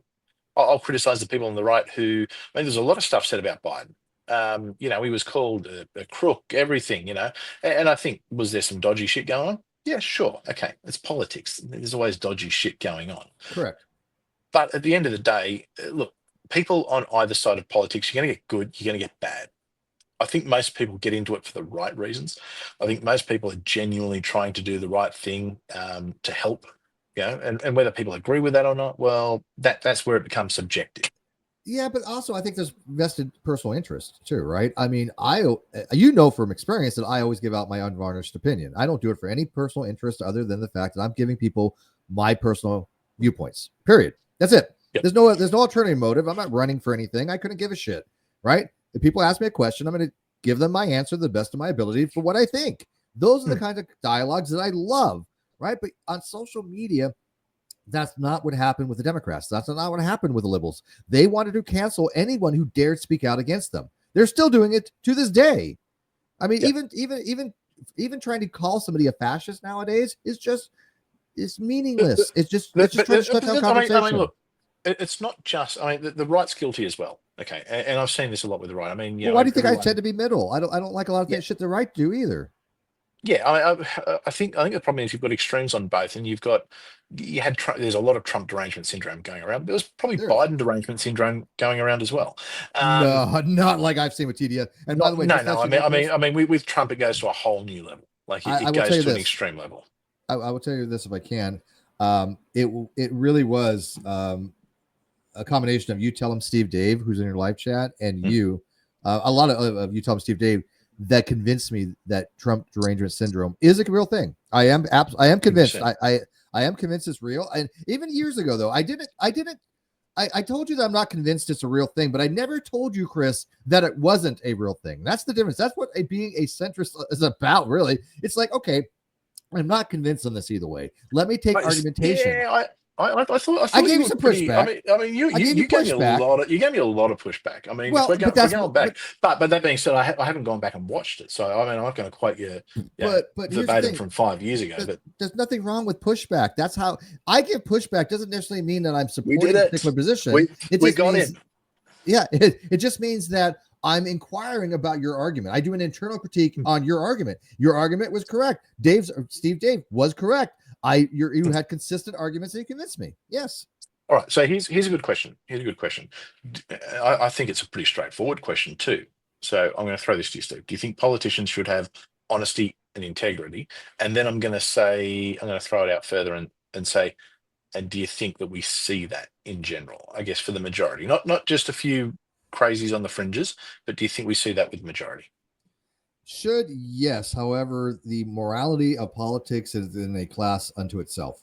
Most politicians will have basic ethics courses, and they'll understand the ramifications of different types of ethical frameworks. But I think to be a politician, you have to be able to what's the word? I want to put this very delicately because again, it is lying to their constituents. But I think you have to be able to play politics, which is going to include virtuous lying, some white lying. And I'm okay with this because it's not for political gain as much as the bigger picture, right? If you don't play the game initially, you're never going to get to a position of political power where you can make big changes. So I can understand. And Hillary, I'm not a big fan. I'm not a Hillary fan at all, right? I'm not at all. No one's a Hillary fan. But no one is a Hillary fan. Hillary Bill did is a Hillary fan. Hillary did say something one time that I really resonated with, which was there's Hillary public and there's Hillary private, as in her political. And I understand why she said that. I really do, because as you're a streamer, as I used to be a streamer, you have your public image kind of thing, but you also have the private. You and I know each other private, right? You're somebody who I will literally give a kidney to if you've ever needed. So we are friends in real life. So that's a whole different ball game than what you see, as far as what a politician would have to deal with between their social circles and their constituents. So should they be honest? Yes, but there is a gamesmanship in politics. It's just part of the reality of it, because they have to be able to get support from people they may not necessarily agree with on the smaller issues to make bigger changes on the bigger issues. That's my viewpoint of it. Yeah. All right. So now, did I answer the question fully, by the way? Even I appealed to pluralism. Pluralism. I actually think I think Stonebutt's brought up a good, and I will get to other people. I think I'm throwing a lot of Stonebutt stuff up at the moment. TDS is just a thought-terminating cliche to dismiss all valid criticism of Trump, make very specific criticisms, and it gets waved away by TDS. But it does happen. It does happen. 100% it happens. Well, I'm not saying it doesn't happen, but I've seen people make very legitimate Trump. criticisms. Yeah, but the thing is, it's okay. You remember how we were talking before about how the term Nazi or TERF, they get thrown around so TDS. much. That's TDS. But TDS, it's Trump derangement syndrome. It's starting to happen. Anyone disagrees with anything Trump does, and you're saying TDS. So there is a bit of that. That being said, I still think TDS is. No, I wasn't saying it was from you. Yeah. I still think TDS is very much a thing, and I think we do see it. But I think it's also a term that's overused to hell. Like I would like to ask a Democrat what they want Trump to do. What is it that their political power is based upon? What is it their policies are going to be based upon? The Democrats as of yet have not given any indication of what they're going to be running on next election cycle, even for the midterms. Look, they need to reset. Look, I'm just going to get this up. Okay, Isaiah, whatever. Isaiah, just stop. Isaiah. It's boring. Isaiah, Like, I told you, you'll have our discussion with boring. us. I will be happy to debate you, Isaiah, with Chris. I know you don't like to do 2-on-1s, but since we're going to be doing stuff together, I want to tag team you. But look, here's the deal, Isaiah. You tell me the topic. Tell me who you want to moderate. No complaining afterwards. I'll moderate. No showing up pissed. No doing the whole you cheated, because I've debated I think 2 or 3 times with Isaiah, and Isaiah's never even come close. The guy debated me on history, for fuck's sake. I'm a historian. And here's the thing. I have probably more against what he would consider the cult of atheism than most people. You do as well. We have firsthand experience how shitty the atheist community has been on social media and on YouTube. We know without reservation. This is a fact to us. This is something that's ingrained in our DNA at this point, how bad the freaking new atheist TM and the cult of atheism is. But that's not atheism. But no, it's not atheism. I support normal atheism. It's the allies. It's the allies doing their grift. Right. It is grifting. It's people who have just latched onto it to push fucking left-wing policies. But Chris, do you think Isaiah would stand a chance against Graham Oppie? I don't think Isaiah would stand a chance against anyone. Okay, that's my point. I support Graham Oppie's form of atheism because I really do think he has some great arguments on appeals to theoretical virtues. Now, I have actually swaying my position even further. Chris, I don't know if you know lately, but I have absolutely came out and said I am denouncing Christianity. I accept Christianity as false. I have made videos about why I believe Christianity is false. Before I that doesn't make you an atheist, though. That No, just means that right. you're saying that Christianity isn't true. Correct. And I'll look. See, here's my problem. Because I have much more nuanced positions. Right? I'll tell you my problem. I think Christianity is false. That is, I'll make that statement. Christianity is you false. And I agree with that. Yes. However, and Islam Islam's definitely false. Yeah. However, I wish I was wrong, because most people I know who are Christians, most people within churches, are generally decent people. Okay, is there problems? Is there issues? Yeah, sure there is. But I mean, it would have been a lot more comfortable for me to stay as a Christian, because I mean, I was in church leadership. I was being groomed for sort of decent things within big churches. I would have had a job for life, and it would have been very comfortable for me. I would have been able to travel the world, preached, all that kind of stuff. So for me, it wasn't a good thing personally for me. I lost a lot when I walked away. But anyway, I don't want to get onto religion too much. This is another topic. Yeah, another day. This is politics. Yeah. But here's Isaiah. We'll do the debate. Okay, we will do the debate. We're going to do it on my channel. I'm happy for you to pick a moderator within reason. It's not going to be Darth Dawkins or some fuckwit like that. Oh God. You give me the topic. Andrew you Wilson. Give me everything. You give me all the criteria you want.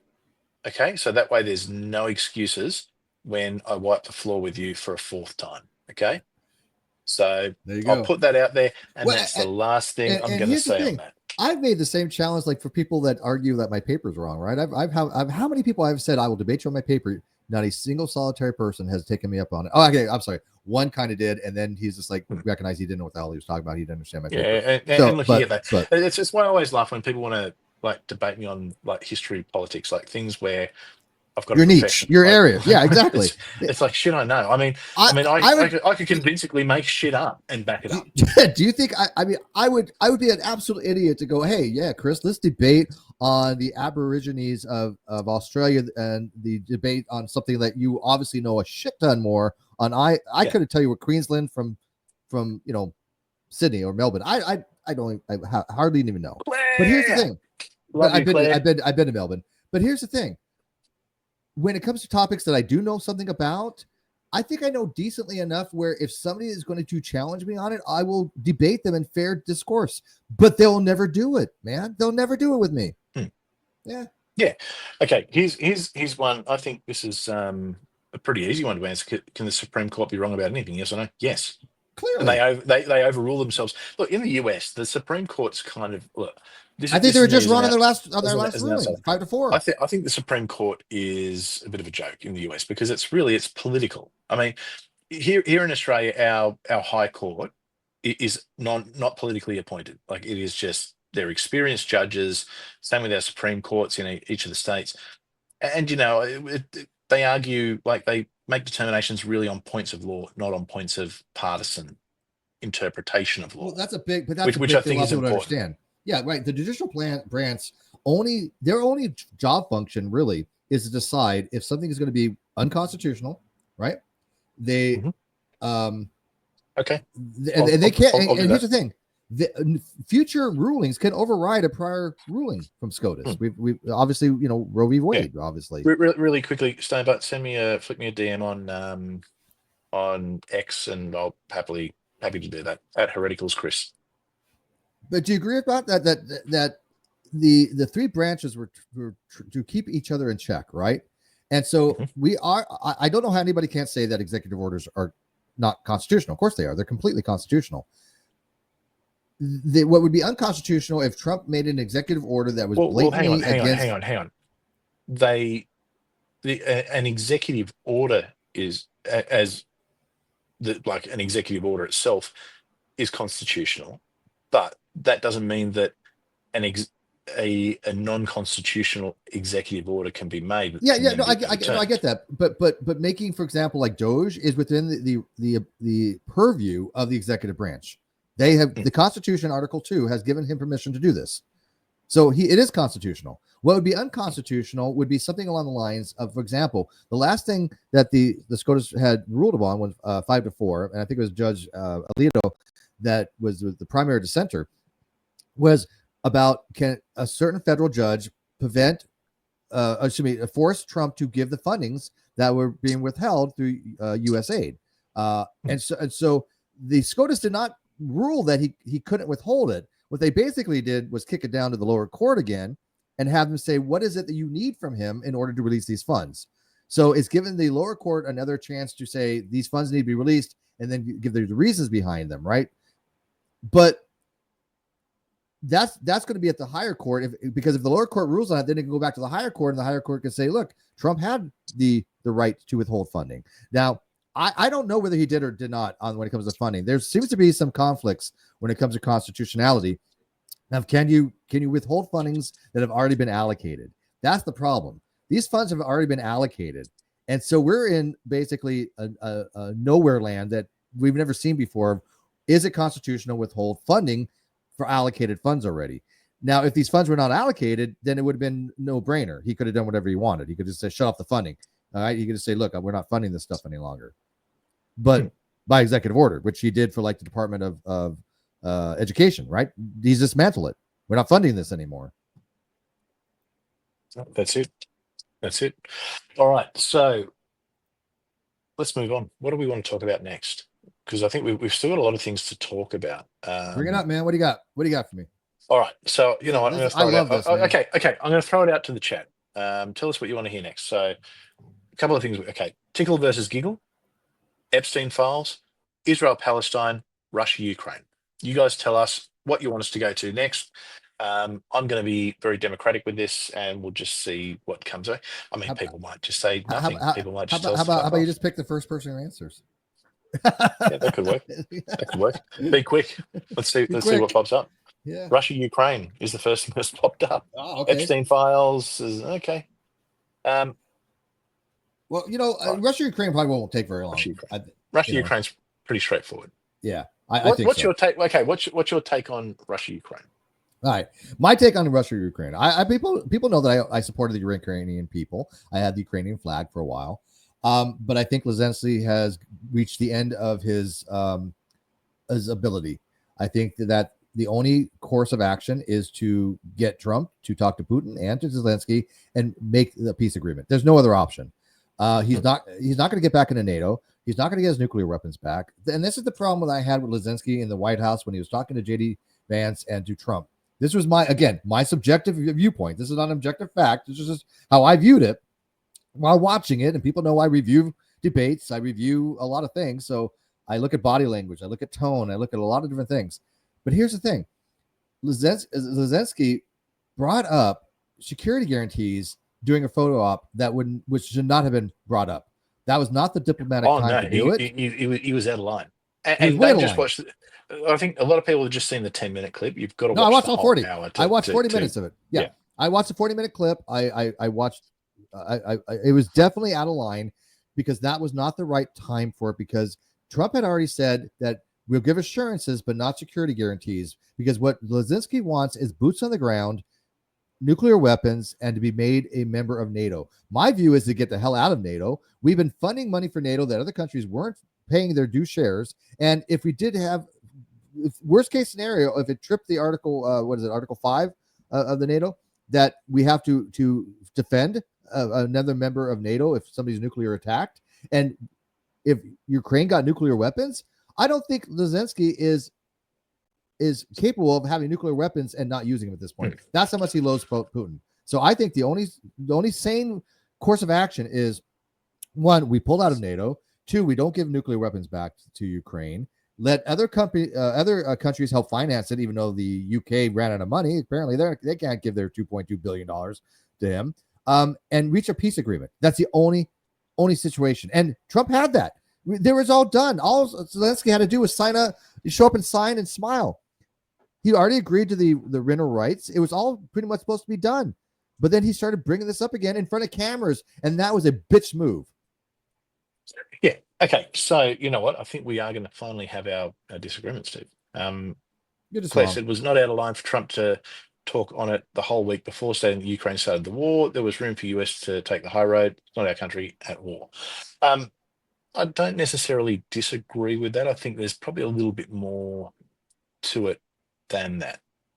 Okay, so first of all, I have a bit of a different opinion to most people. So I tend to be on the side of Ukraine with this. I think Ukraine, as an independent nation, has every right to join any alliance, any group that it so chooses to. And that shouldn't be dictated by Russia. Russia's always had if you look through Russian history, Russia's always liked to have these buffer states as a bit of a barrier and protection, because it doesn't want, you know, aggressive nations on its border. So that's sort of Russian doctrine. But I think Ukraine has the right to have whatever it, not security guarantees, to dictate though. it. However, but hang on. However, the Crimea is a Russian majority population and was traditionally Russian, and it was I think it was in the 1960s under the Soviet Union. It fell under Ukraine purely for administrative purposes. Okay, the Donbass region, once again, it has a majority Russian population. Now, that being said, Hitler made the same arguments when he invaded the Sudetenland, Danzig, back in the 30s. So I don't think that argument always holds water. But it's not just as simple as good guys, bad guys. Now, what kind of flipped things for me was I was actually at a function, and the deputy ambassador for Ukraine in Australia was there. And, you know, a group of us sort of said, well, you know, how does this end? And this is not long after it had started. And he basically said, look, it'll be a stalemate. There'll be somewhat of a demilitarized zone, but the war will just continue. There'll be shots fired. It's not anything we can agree on. And that kind of made me go, oh, hang on, that's a bit worrying. And you know, that's speaking from as a personal experience. I think Zelensky is being pushed into negotiations. Now, the US, okay, no, it's not America's war, but at the end of the day, the US has taken on this global power position. They're a permanent member of the UN Security Council.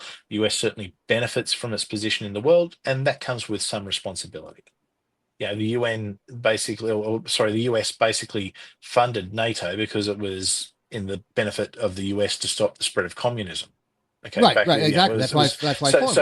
So now that's gone. You know, that doesn't mean the US just gets to go, well, hey, that's all you guys, you let us have our bases. Thanks for everything, but see you later. No, the US does need to take some responsibility. Now, I think that it's reasonable for Zelensky to say, okay, well, we'll come to the table, but we need some guarantees. We need to know that, because Russia has done this a couple of times. Russia will say, yeah, and the other side's done this. NATO have done this. NATO said to Russia, no, we're not going to come into the Baltic states. We're not going to expand NATO, which was bullshit, because that's what's happened in the last 30 years. Let me ask you, because I think there's some clarifications that need to be made here.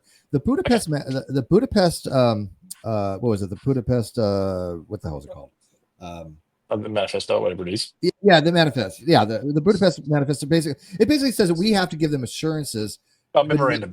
Yeah, the Budapest memorandum. Yeah. The Budapest memorandum we have assurances that will help our allies, but a security guarantee is a little bit different. What they were asking for was, again, that if there was a nuclear attack, we would be obliged to use nuclear weapons. That we would put boots on the ground in Ukraine. Those are security guarantees that we're not willing to give. That Trump was never willing to give. That would never on the table. Then you shouldn't be asking. But here's the assurance. But assurances are not the same. The assurances are a little bit lower level than that. Assurances basically, look, we're going to help you, which we did. Did we not help Ukraine? Did we not fulfill our obligation? Of course. So where's Australia. The end? Where's the end? Where's the insight right now is that we're at the end game here. This is the only path to peace. Both sides have to agree with it. What else? But hang on. It's not the only path to peace. See, Zelensky, it's a big one. I'm not a fan of Zelensky as an individual. I think the Ukrainian government, they're not this peace-loving hippie. You know, everyone's holding hands. Like they're pretty extreme in a lot of their policies. Like and there has been a lot of, you know, some dodgy political shit that's gone on in Ukraine for a number of years. But at the end of the day, Zelensky is the president of an independent nation. And I think he has every right to say, well, okay, if the US is going to sort of put these conditions on us, that's fine, but we want guarantees as well. We want to be able to be an independent nation.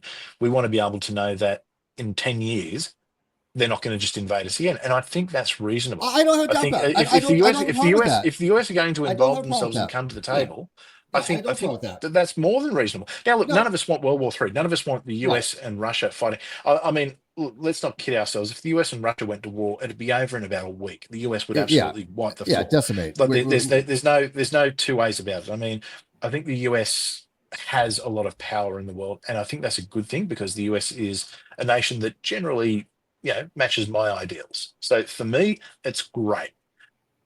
But at the end of the day, there's nothing wrong with him saying, now, when he said it, I think I disagree. I think he brought it up at the wrong time. Right. But I think it's more than reasonable to say, okay, we're going to come to the tables. We're going to give you all these minerals. That's fine. But we want some guarantees. We want to be able to guarantee that this isn't going to happen again. I agree. But my whole point was that was the wrong time for it. That's why 100%. That's why Vance 100%. That's what pissed off with you Americans. there. That's why Vance and Trump said this is disrespectful, and they were right about that, in my opinion. And look, the first thing I posted, I think I posted on X after it happened, was Zelensky fucked up, because Zelensky did fuck up. Because you would have gotten away with that stuff with Biden, who would have gone, right, exactly. Well, it's all right, Trump. Buddy. But with Trump, he's going to bite back. And JD Vance, who I thought was really impressive, went, hang on a second, you don't come into this office and disrespect us in front of it. I thought that was brilliant. I thought that was the moment that I thought Vance will be the next president. There's no two ways. He at that moment, he made himself to be a world leader. Yeah, that was the defining moment. I think so too. But look, I think that, look, okay, the US can say it's not our war, not our war, not our war. But at the end of the day, sorry, if the US is going to have itself as the global leader, if the US is going to, I mean, everyone, look, I say this is an Australian. Now, every single war since the Second World War that America has been involved, actually since the First World War that America has been involved in, Australia is the only nation that has, we unquestionably, you are our allies. And if you go to war tomorrow with Canada, we're with you. Oh yeah, not that would happen. But we are 100%. I'm 100% pro Australian. I love Australia. We are 100% allied with the US. So there's a vested interest. I mean, if the US goes to put troops on the ground in Ukraine, Australia puts troops on the ground in Ukraine. I certainly don't want that. But I think it's a deterrent. I think to say, look, you know what? It's okay. I'm going to go back to history here. You know, they kept appeasing Hitler. They kept appeasing him. You know, it's okay. Well, we're going to, he took Austria, the Anschluss. Okay, he wasn't going to take any more. Then all of a sudden, he wanted the Sudetenland in Czech. And they said to him, all right, okay, we're going to let you do that. All right, yep, okay, you've got your arguments. And he didn't just take the Sudetenland; he took the whole bloody thing. And then the next thing you know, he's going and he's, he wasn't. They waved a bit of paper. This is a guarantee that nothing else will happen. And the reason he went into Poland was because he didn't believe that there was going to be any security guarantees. He didn't believe that the UK, France were going to get involved. He certainly didn't think, the US were never going to get involved in it at that time. So he thought he had carte blanche. And the thing is, the same thing is, and Putin isn't Hitler. So I'm going to put that out there. They are two very different. But what does if he doesn't get what he wants, Chris? What if he doesn't get? Because I don't feel Americans need to go put boots on the ground in Ukraine. It's not our war. Putin's not going to start a war with America. No, Putin wanted to join NATO at one. Putin wants a buffer. He wants He doesn't want aggressive NATO troops on his border. I agree. He doesn't want to see. He sees that the influence of Russia, which is or was a major power in the world. He sees that dwindling. He sees that there was what's his option? A pro-Russian government. Well. He already tried going to the EU. Look, realistically, how's the best way that this ends? The Russian-speaking regions of the Donbass go to Russia. The Crimea goes to Russia. America gives security guarantees, and Ukraine joins NATO. Yeah, that's the ideal, but that's not going to happen because neither side is going to be happy. They're not going to give him NATO. Trump is never going to say that. I just don't think Trump will say that he's going to allow or want Ukraine to go to join NATO. I just don't see that. Russia actually, Putin actually approached Clinton about joining NATO. Ironically, back in the day, and Clinton rejected it. Look, I think the option not to invade in Ukraine, I completely agree with that. But at the end of the day, There's a war. It is what it is, right? We're here now. We have to deal. Geopolitics We aren't have as to deal simple with it now. as good guy, bad guy. Look, I guess there's the Russian reasons for why they went. I think a lot of that was convenient and probably a bit disingenuous. Look, I always thought that when they annexed Crimea, I didn't think they did it the right way, but I always understood that. And I thought, okay, it's a Russian region. Knowing the history of that region, it's always been a part of Russia, or for hundreds of years it had been a part of Russia. It was just put in under the Ukraine for administrative purposes while the USSR was a thing, like as an administrative region. Okay, so I kind of went, all right, yep, I get that. It's not ideal, but I understand it at least. I think with what happened in the Donbass, I disagree. I understand that there's a Russian majority there that maybe want to be a part, and I don't think you could have a fair election there to determine whether people want to be in Russia or Ukraine. I that would be a skewed.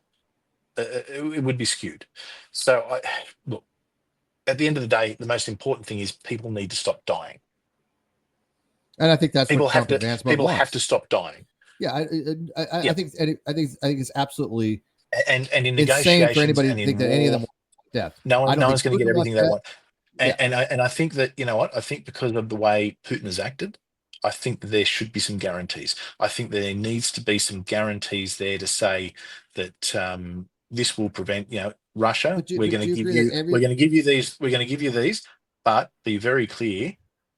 Here's the price. I have no problem with that. The price is NATO membership, and if you invade again, well, then you're invading a member of NATO. Yeah, I just don't see that happening, though. I just don't. The problem being is, again, I don't trust Ukraine in NATO. I don't trust them with nuclear weapons at this point because of his just absolutely mind-blowingly hate for Putin. I mean, look, Putin is not a good guy. Let's be realistic, right? He was the head of the KGB, if I'm not mistaken, at one time. Oh, he wasn't the head of the KGB. He was involved. Yeah, I mean, he was KGB. I mean, there's no he was okay, but he was a very big player, and my view on is this: they have. I think all of them want peace. I don't think any political leader thinks that their people dying in war is a good idea. It's not good for politics. Yeah, but I think there's some people who. I think Putin actually used it as a bit of a patriotic thing. It was a patriotic war for him that. But you know what? He's losing support on this. It's backfired on him. Yeah, I think Putin needs support peace. On it. Right. There has to be, but there has to be a compromise. Look, I mean, I've said what I think, and that's probably not what's going to happen. That's just my humble opinion. What is it that people want to see happen? What is it that what was their brilliant idea? Oh, we just nuke Russia or something? What is it their plan is? I have never seen the Democrats have a plan on this. No one's ever going to nuke Russia because I mean, okay. So what is the Democrats' plan? What does the liberals want to have happen? I think they want peace too. No, but what is their game plan to get that? Trump at least has a plan. What's the Democrats' plans version? I think because I don't know one. The Democrats' plan was pretty simple. It's they were funding it to the point where there's a stalemate, which essentially there is now. There's a stalemate. Russia's got the territory they've got, but I mean, look, at the end of the day, there has to be some compromise. There has to be. Okay, I understand a way to stop war. But my question is this: what is the Democrats' end game?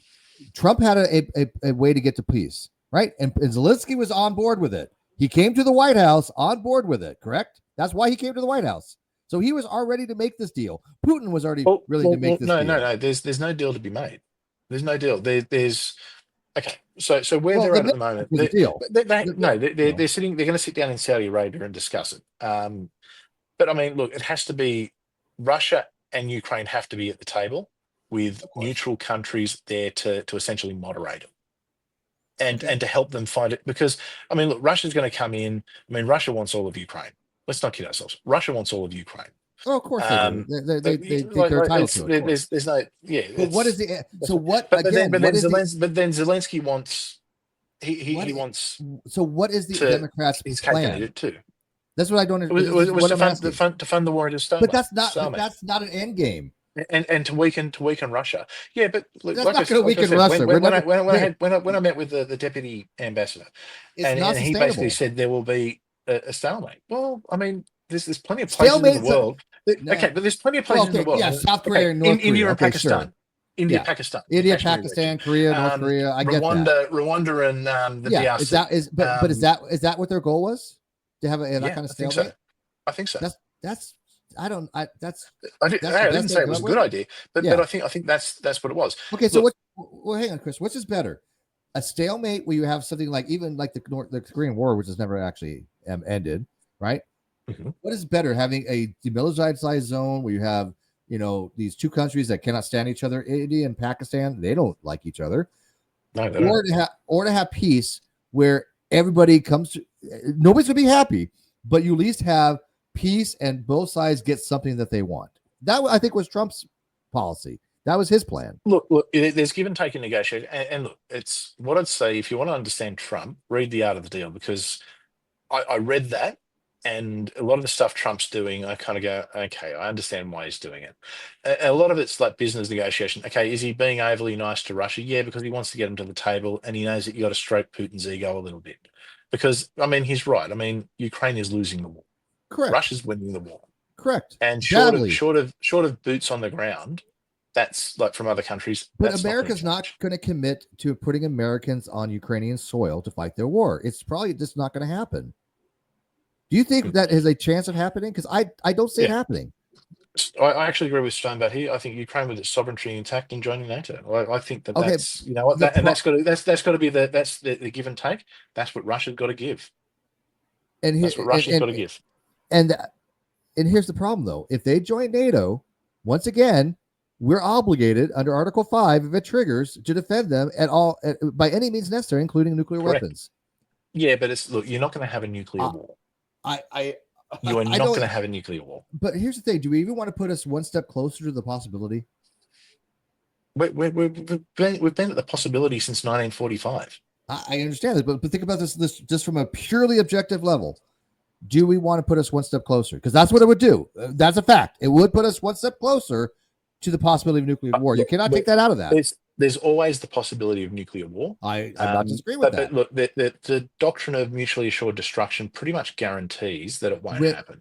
But the only time I would see nuclear war being a possibility is if these only fundamentalists got nuclear weapons I think so too, right. and aimed them at America or Israel. That's when you're going to get a nuclear war, because then America and Israel would pound the shit out of whoever did it.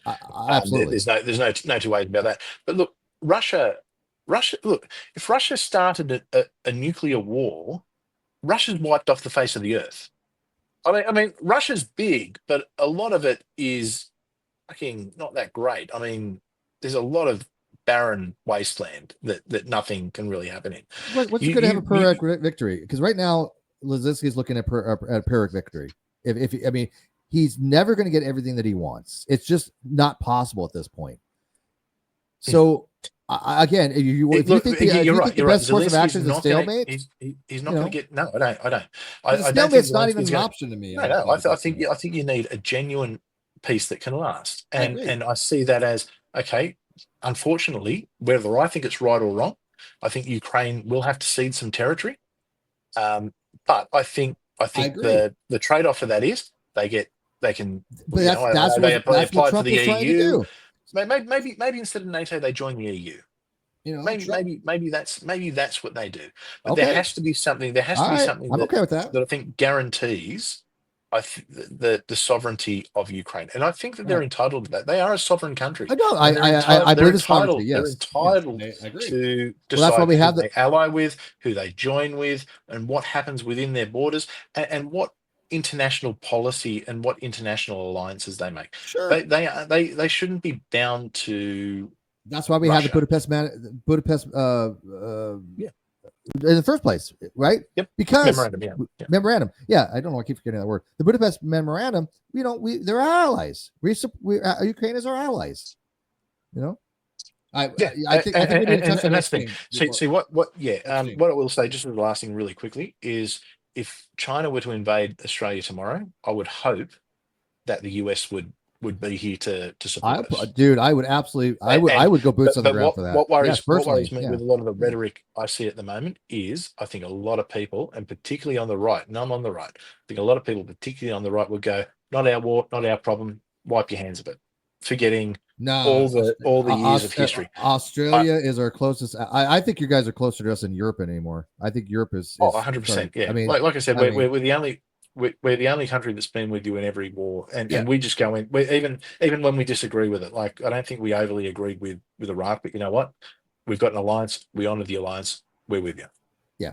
So all right, let's go to Epstein.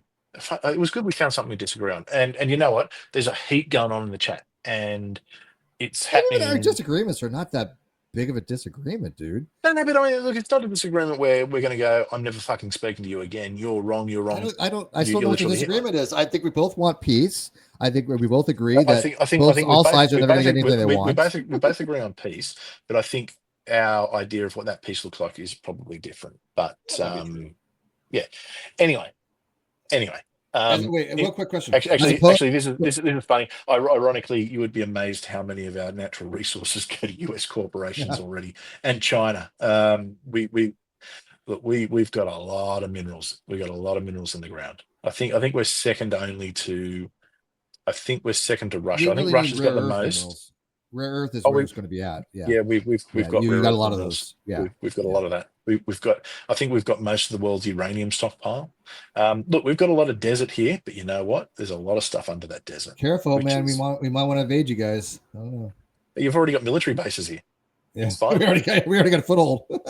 in fact, here's something that'll interest you.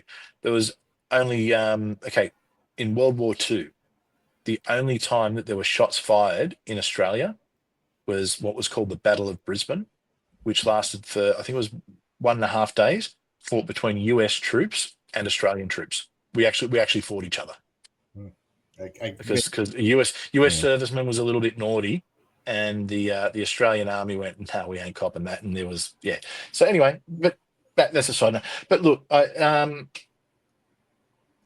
maybe that would be the thing. I think it's a bit different for Australia than Ukraine, because I think we have had that alliance since 1945. We've also got what's called the AUKUS Treaty, and we buy nuclear submarines from the US. Like the US actually manufactures submarines. Yeah, no, I've actually been on an Australian sub in a American port. No, actually, no, it was an Australian port. I'm sorry, it was actually I think in Fremantle. I think I went on that Australian sub tour. And it was one of our old converted diesel subs. Well, we did it to buy a stack of new nuclear submarines over the next. Actually, I think this wasn't nuclear. We're one of the few countries that we've actually got a trade deficit with the US. So the US actually sells more to us than we sell to you guys. But we also sell a fair bit to China. I mean, pretty much all those Chinese cities that are getting built, that's off Australian. Well, we need to get less reliant on China. We need to get more focused on domestic by far. Yeah, and no, the bases have been there since the 1940s. There'll be no change to that. We're friends. We're allies. The sub deal is about 5 years. Americans love Australians. Yeah, we are like we do a lot of war games, training exercises. We are like I don't think and look, you probably because I guess Australia is probably a far away small country from a US perspective. I don't think you guys realize how like we are like that. Like we are genuinely like that. Epstein. Let's talk about Epstein. Let's talk about good old Jeffrey Epstein. Okay.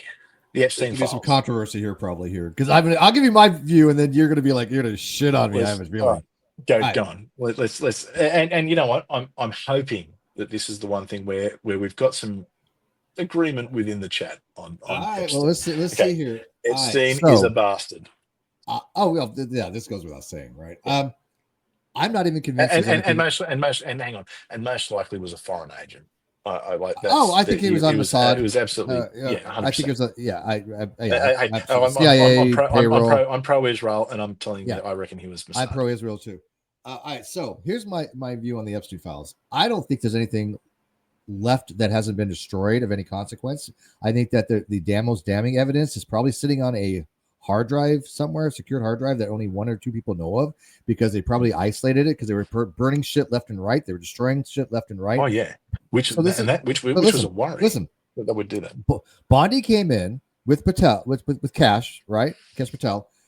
And their mandate was to release Martin Luther King's files, JFK files, and the Epstein files. Bondi said, "Oh, I have these files on my desk," and the files she had on her desk were the same files we had already released. And in fact, the copy that she gave to the internet media people, like Libs of TikTok and other people, was redacted even more than what we had. I thought it was pretty low class, sort of doing that with them. Yeah, we got. They weren't supposed to. They weren't supposed to do that. They weren't. Yeah, I thought that was pretty low class. It was low class. They were treating something of a very serious nature inappropriately, I thought. Okay. Yeah. So I thought this shouldn't be a political football. I agree with you. I thought that the influencers were wrong on that, and I do follow Libs of TikTok, but I think that it was kind of inappropriate. I don't think they knew exactly what was going on. They weren't expecting to get a file. They weren't told they were going to get anything. But the problem is that the Epstein files they got was less than we had before. Well, it's just the dossier. But that's all we already had all that unredacted. We have all that unredacted. Here's the thing. That's because they hadn't delivered everything to it, and then there was what had happened was she thought she did at the time, and then there was a leak that came out of the FBI that said that to her it became public that was actually there's a lot more, and that's when Patel and her got involved, and now there's been a lot of stuff. So the reason it's taking time. Pretty simple, but here's the problem, and I think it's fair to redact the names of the victims. I think that's more than fair, 100%. But here's the problem, and I do support I do support Bondi. But here's what she said. She said she looked at it and it was disgusting and all this other stuff in there. What was she looking at? And if there's more information, then but I mean, there's things they can release, there's things they can't release. Hang on.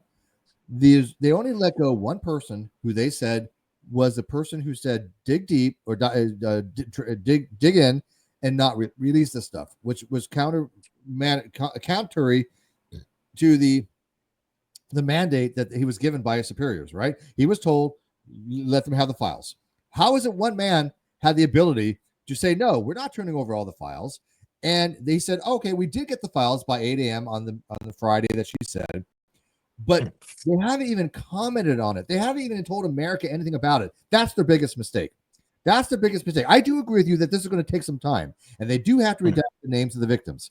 I don't agree necessarily with the national security issues that she's going to be redacting, because the problem with that is that anything can fall under national security. Sure, there needs to be redactions, but we want the names of everybody that participated. There was 250 victims. 250 victims. Where are the I think where they've got to be careful is I think there's people who probably went to. I mean, look, Epstein was a business person who rubbed shoulders with the rich and famous. Probably a lot of people who went to Epstein Island and there was nothing bad that happened. There's probably a lot of people who hung out with him where nothing bad happened. Who are the perpetrators? And that's what we need to know. See, that's the thing. What we need to know is the Epstein list these are the people. That's what I want to know. I don't care. I don't care who went on his private plane or any of that kind of stuff. I don't care about that. What I care about is who committed crimes against children that we have evidence of, and when are they going to be charged? But do you think? Okay, so we know the initial first phase didn't have any of that shit in it. Didn't tell us anybody who did anything, right? Sure, we know the people that have gone to the islands. We know there's flight logs, but here's the reality: just going to that island is not a crime.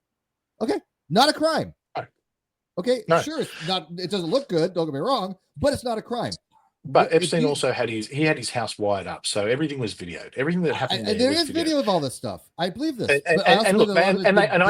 can't release the video. You can't release a video of someone. You can't redact it. You can't redact it. No. I don't think you can. I don't think it's right to release videos publicly of a child being. No. It doesn't. For a start, you don't have to have that part. All I need from the FBI to say, look, this person, we have a video of this person committed these crimes. They can show the initial video of the person arriving on the island. Not for all I care, but all I need to be told is have people that they're pressing charges on that. That's it. We haven't gotten anything. Actually, okay. I think Claire's right. You can speak on the content. Absolutely, you can say that we saw a man who looked like Fred Smith, and Fred Smith in this video. It appears that he is doing. Such and such. I think you've also got to be careful that you don't potentially taint a jury pool. I think that these people must be charged. I think I agree. it absolutely has to I happen. believe charging the first. And this is why it's taking so long. But let me ask you, who are these people they're going to charge? Because if they start charging some very high-ranking people, actually, I'm just going to quickly knock this one on the head. They weren't best friends. They were. I think they barely Trump did. went on. They kind of, they were both rich guys in New York. They were the same rubbed social shoulders with a circles. few people, Right. and that's about it. It's like this whole.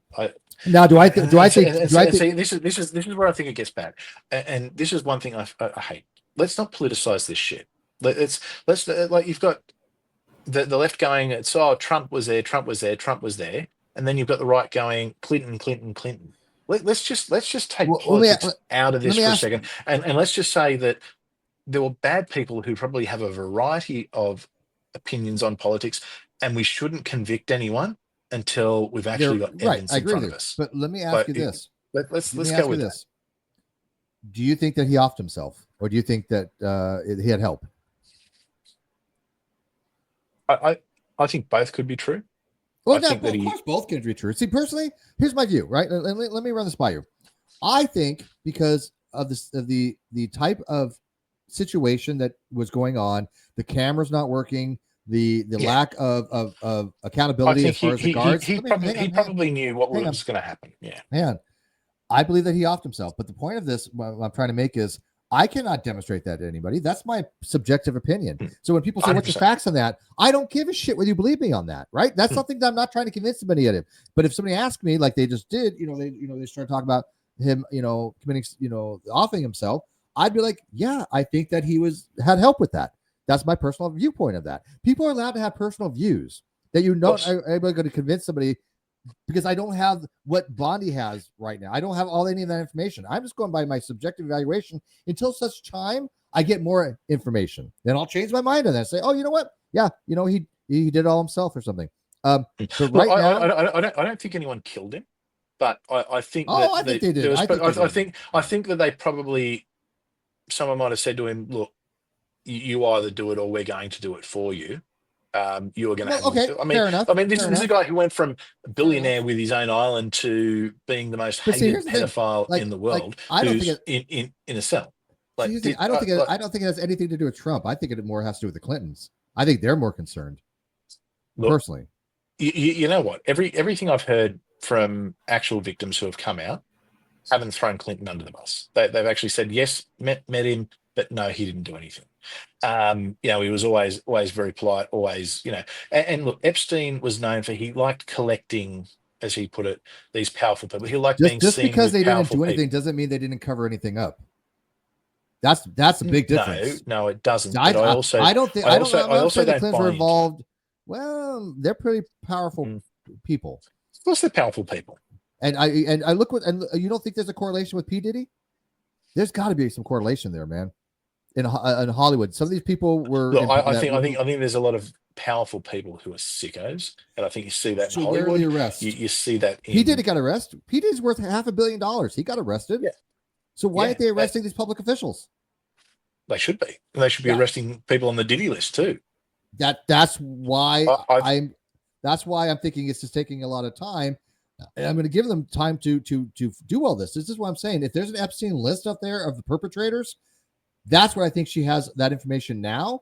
But I do think that they need to be more communicative of what is actually happening. They don't have to name names, but she can at least say, we are going after certain people that are involved in this. She hasn't said anything.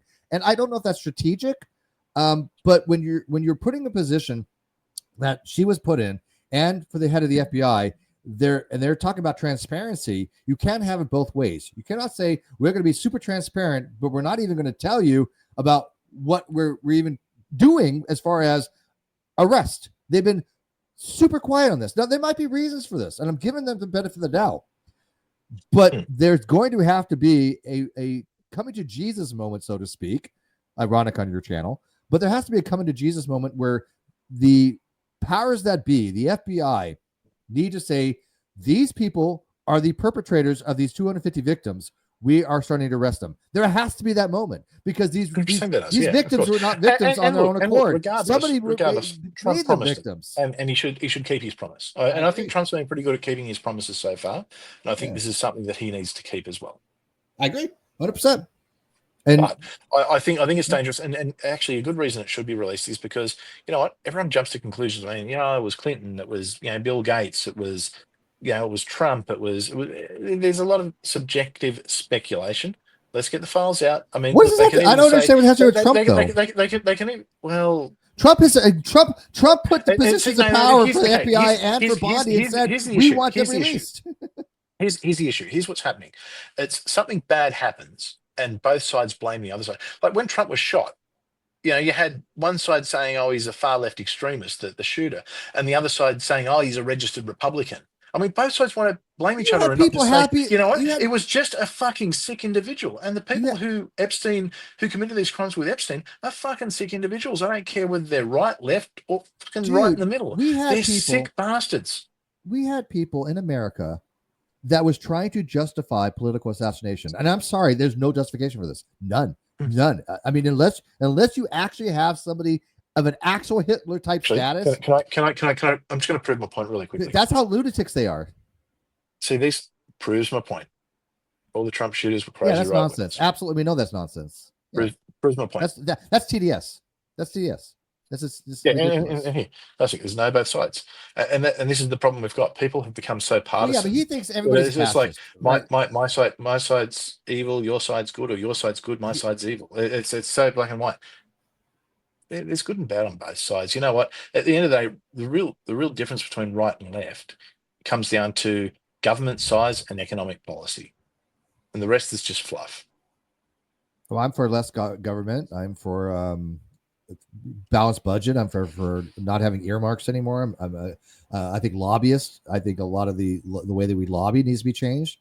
I think that when you have senators that have a salary of $100,000 to $200,000 a year and they're worth 30, 40, 50, $100 million, and that's not just from wise investments. Like Warren, her husband is a hedge manager. Some big bank dude. Sure, they're going to make some money, right? But the fact that all of them seem to make an inordinate amount of millions and millions of dollars, I think that's overplayed a little bit. I mean, when you're talking about people who have been sitting in not Parliament, but Congress or whatever it is for 30 years, earning $300,000 a year or whatever it is. Okay, that's fine. But account for it. 30 years ago. Let's see where the money comes from. That money was worth. That was a lot more money than it would be in today's terms.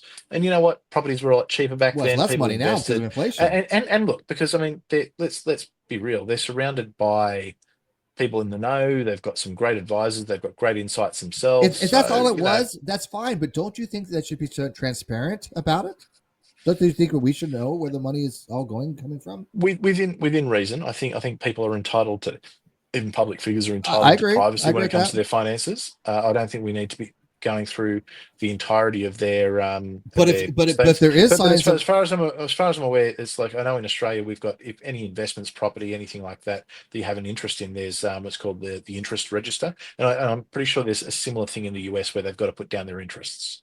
No, yeah. Again, we're talking about political leaders that are going to have they're the people leading the country, and I think that even though they are individual citizens, they are working for the government, and there needs to be transparency there. And I think that's what the Republican Party was running on, and that has to be across the board. And the liberals don't want that. They don't want that transparency. They seem to be.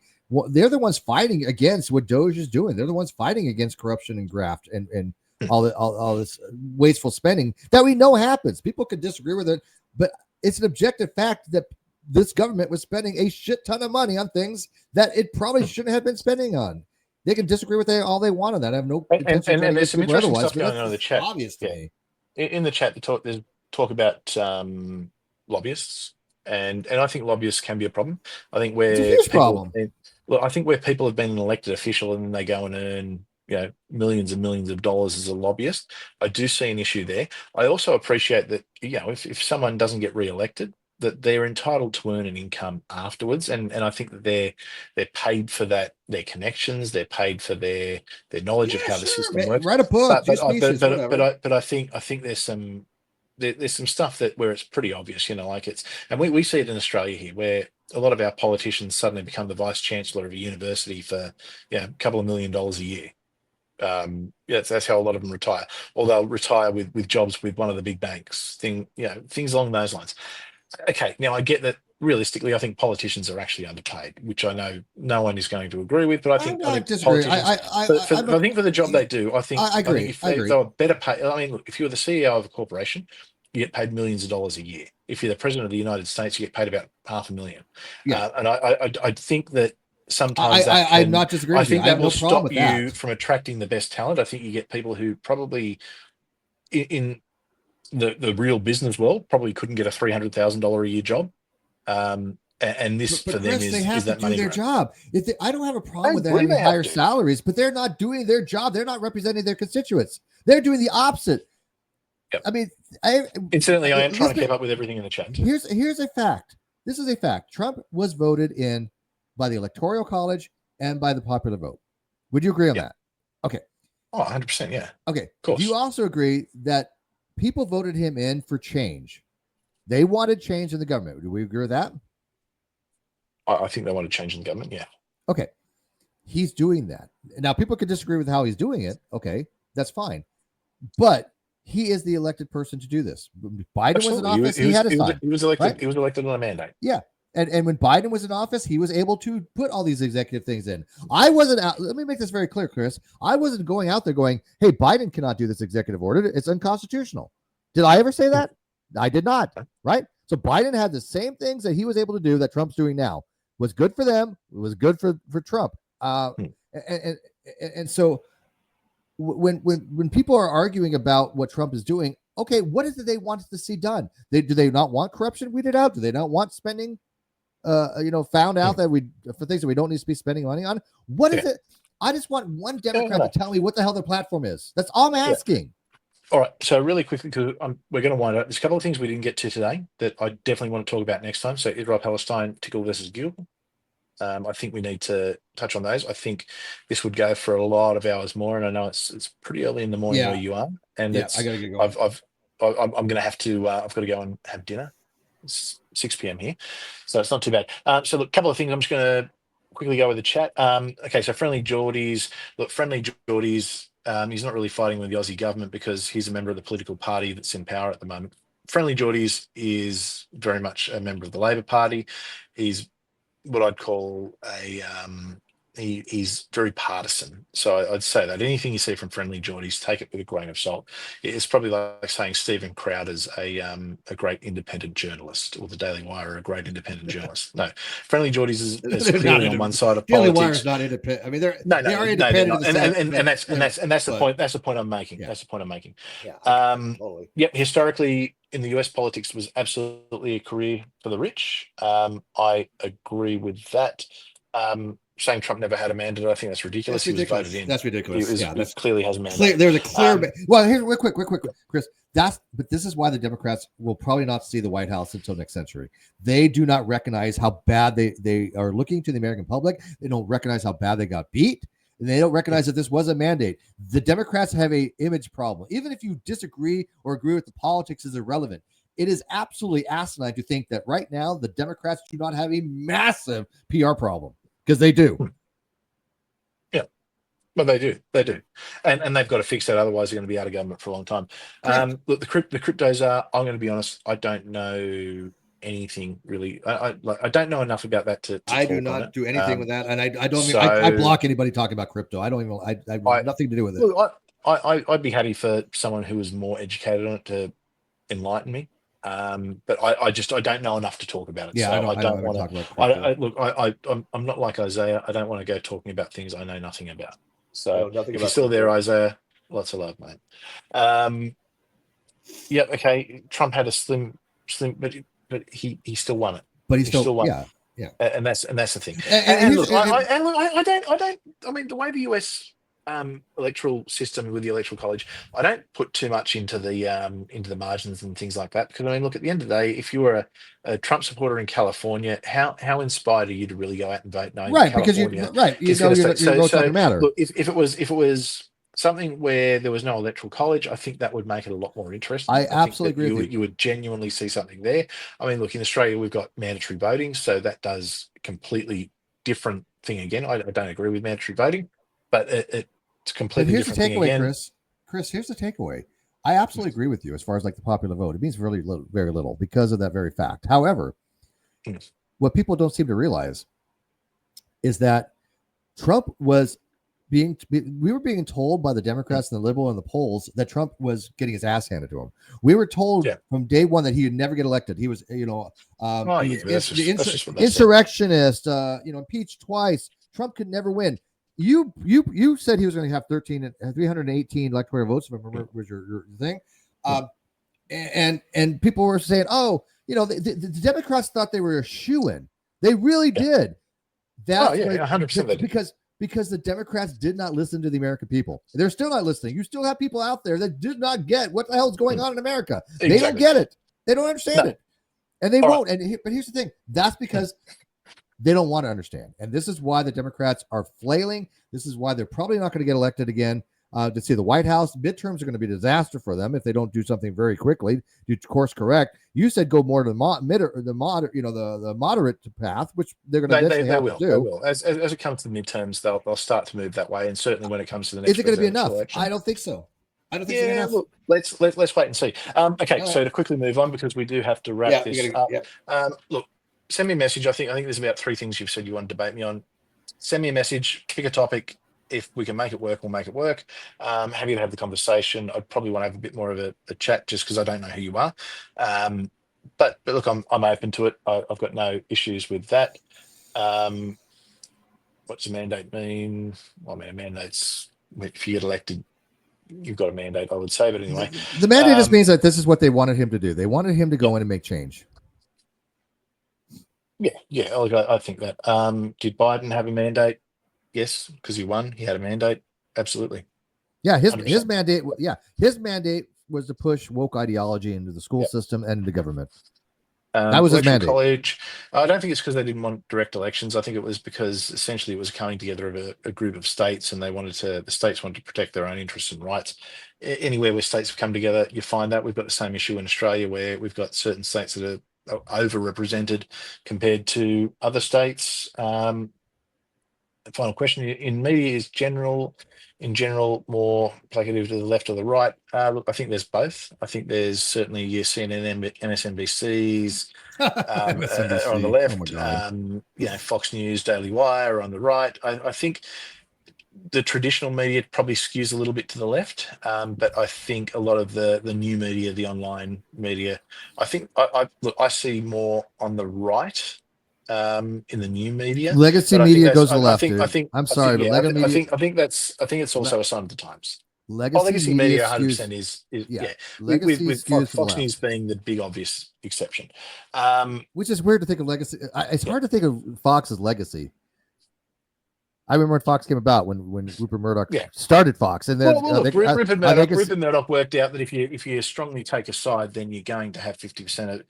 He worked out you don't have to be balanced. You take a side, and then you're going to automatically get 50% of people because people love echo chambers. But is Fox legacy media now, like MSNBC or CNN? Yeah. Fox is legacy media. Yeah, I would agree. It's hard to think that way, but I think absolutely overall. Legacy, if you think legacy media skews to the center and far right, look, maybe if you're on the extreme left, you would see that. Well, it's like Stonebutt. You got to remember Stonebutt. I blocked him. I have no idea who's done. I know who he is, and I'm as long as he's civil, I'm happy to be civil. But here's the thing: Stonebutt is a position is that if you're literally not shitting rainbows and farting freaking woke ideology, you're Hitler. He thinks everybody's a fascist. Okay. Like literally you're a fascist to him. He'll tell you. I mean, tell you straight up. Okay. If you, by the way, he thinks that Antifa is the greatest political movement of all time. He loves Antifa is fascist. Antifa is quite literally the definition of fascist. No, according to Stonebutt.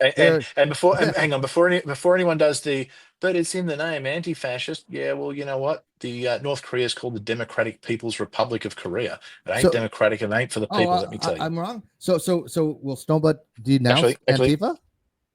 All right. Because that's fair. If Stonebutt's saying that, I'm happy to take Stonebutt at their word. If you're saying that you haven't haven't said that, but No, I never. that's No, cool. I know. And No, look, I don't know Stone Butt, so I'm not I'm going not saying he's to. I called don't. you I don't want pastor. to. I'm saying I he don't want to would. critique. And And look, he's a I pastor, appreciate. yeah. I appreciate Stone Butt's been here in the chat and engaging, because I don't want an echo chamber Yeah, here. that's I fine. mean, Yeah, over and under was never ever about but an here's echo the thing. chamber. Well, here's the thing. Will he denounce Antifa? Love you, Claire. Hi, Claire. Will he denounce Look, Antifa? that's Will he say? and look, that's a decision. That's something for Well, them yeah, to but do. he's saying that I'm lying. And if they I want know the to, guy. I'm telling you his yeah, positions. He's very, very far left, like extremely far left. okay, yeah. But I mean, And I don't know the person, so I'm not going to debate whether. just ask him. Does they he think- support Antifa? I got to ask him that question, and then we'll go. Say, Snowbutt, Right. do you support Antifa? Look, if they want to, I don't, and I've had that debate with him. If Stone Butt Not wants debate, to but I've had the respond discussion. to that, that's fine. So I know If his not, that's position cool. on it. That's cool. That's cool. Anyway, look, hit me All up in Yeah, buddy. DMs and we'll have a chat, Stone Butt. Everyone else, it's been really, really good. Thank you for coming along. We're going to do this on a somewhat regular basis. Really quickly, things like six pack. I don't know if I'll get back to doing six pack. Certainly, if I do, it wouldn't be as it used to be. I think it would be different. Look, I'm still going to talk about religious issues on here, but I think it's probably going to veer more towards politics. I think the problem with a lot of the religious talk was it just sort of became very. It started to become a bit too anti-theistic, and I don't want to be anti-theistic. I've got no problems. People can believe whatever. If you want to believe in God, Allah, Buddha, whatever, that's cool. That's cool. I don't believe it. I believe it to be false, and I make that position very clear. But hey, I think that religion is probably more net positive than net negative in the world. That's just my opinion. But I don't see that I'm going to go back to like reviewing Kent Hovind videos or anything like that. I don't even want I think that's something that I've moved on from. What I'm more interested in talking about is what's going on in the world. Looking at different perspectives. I mean, yeah, look, there's going to be some politics, but I also want to talk about current events and things, just interesting things. I want to be able to talk about conflicts that are happening and geopolitical things that are happening that a lot of people won't have heard of, like the fact that there's a war at the moment virtually between places like Rwanda and Congo, that actually or what's going on in Somaliland. Can I it's just a put big something out world there out before you end it? Yeah. I just sent you something because we were talking about facts here. I was told that I was lying, I guess, that we've never discussed this. I just sent you a tweet with my conversations with Snowbutt on Antifa. So when he says we didn't discuss this, I've given you the evidence on Twitter that we have. I literally have even said, so Antifa has never hurt anyone.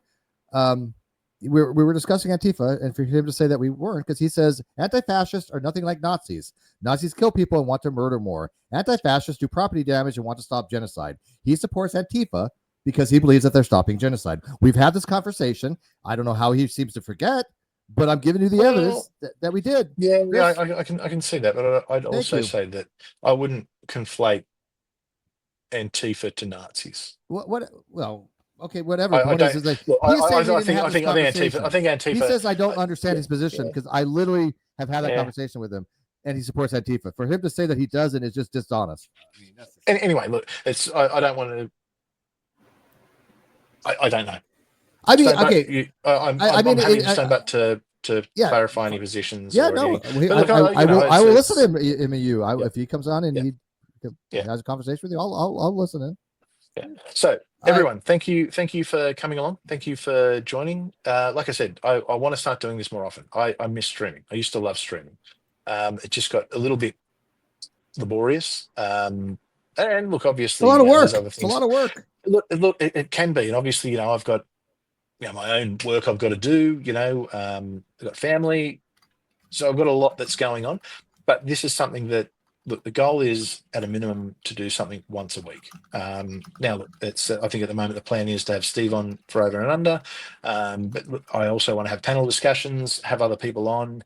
And there's a lot of things we're going to talk about. Actually, Claire, who was here before, I'd love to get Claire on and talk about some of the legal things that are going on in the US at the moment, because Claire she's got an amazing insight when it comes to anything sort of legal, the way she breaks down cases. I love it. So there's a lot that we can talk about. It's not just going to be politics. It's not just going to be a left versus right and Trump and all that kind of stuff. But look, we are going to talk about next time. We'll definitely talk about Tickle versus Giggle. and definitely want to talk about what's going on with Israel-Palestine, or Israel-Judea-Samaria, however you want to put it out there. All right, everyone, thank you for joining us. It's been a lot of Chris, fun. I appreciate it, Steve, man. thank I love you this, for coming man. on. And thank you for encouraging me to do it again. And for, you're good at it, man. You're good at thank it. you for being a friend, Steve. I think probably more than anything. Thank you. It's whether we And agree or like, and disagree on things. likewise, It's thank you for being a friend. and you know what? And I'm humbled by this, is the fact that you are some of the very few people actually know what that means to be a friend.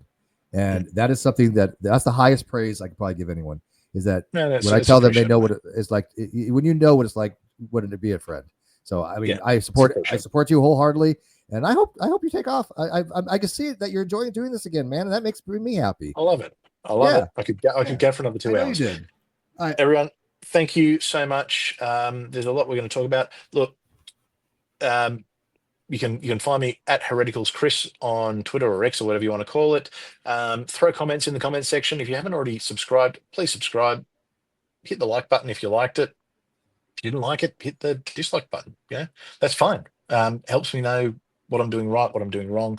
Absolutely more than happy for discussions to continue in the comments section. Look, I generally don't get rid of it. I'm pretty pro free speech, as long as it's nothing like over the top. I'm pretty happy with it. If anyone has ideas for anything they want to talk about, hit me up in DMs on Twitter. For those who wanted to do debates, look, cool. Flick me messages. I'm still sort of working out what we're doing as far as all this goes. I'm very open to debates, very open to discussions. As long as we've got clear formats. I've been dragged into debates with people before where it's not actually a debate. It's just someone who just wanted to get on the channel and yell. So, I probably, before I agree to things, I just want to know who I'm talking to, who you are, what's going on. But yeah, that's cool. Everyone, thank you very much. Catch you all later.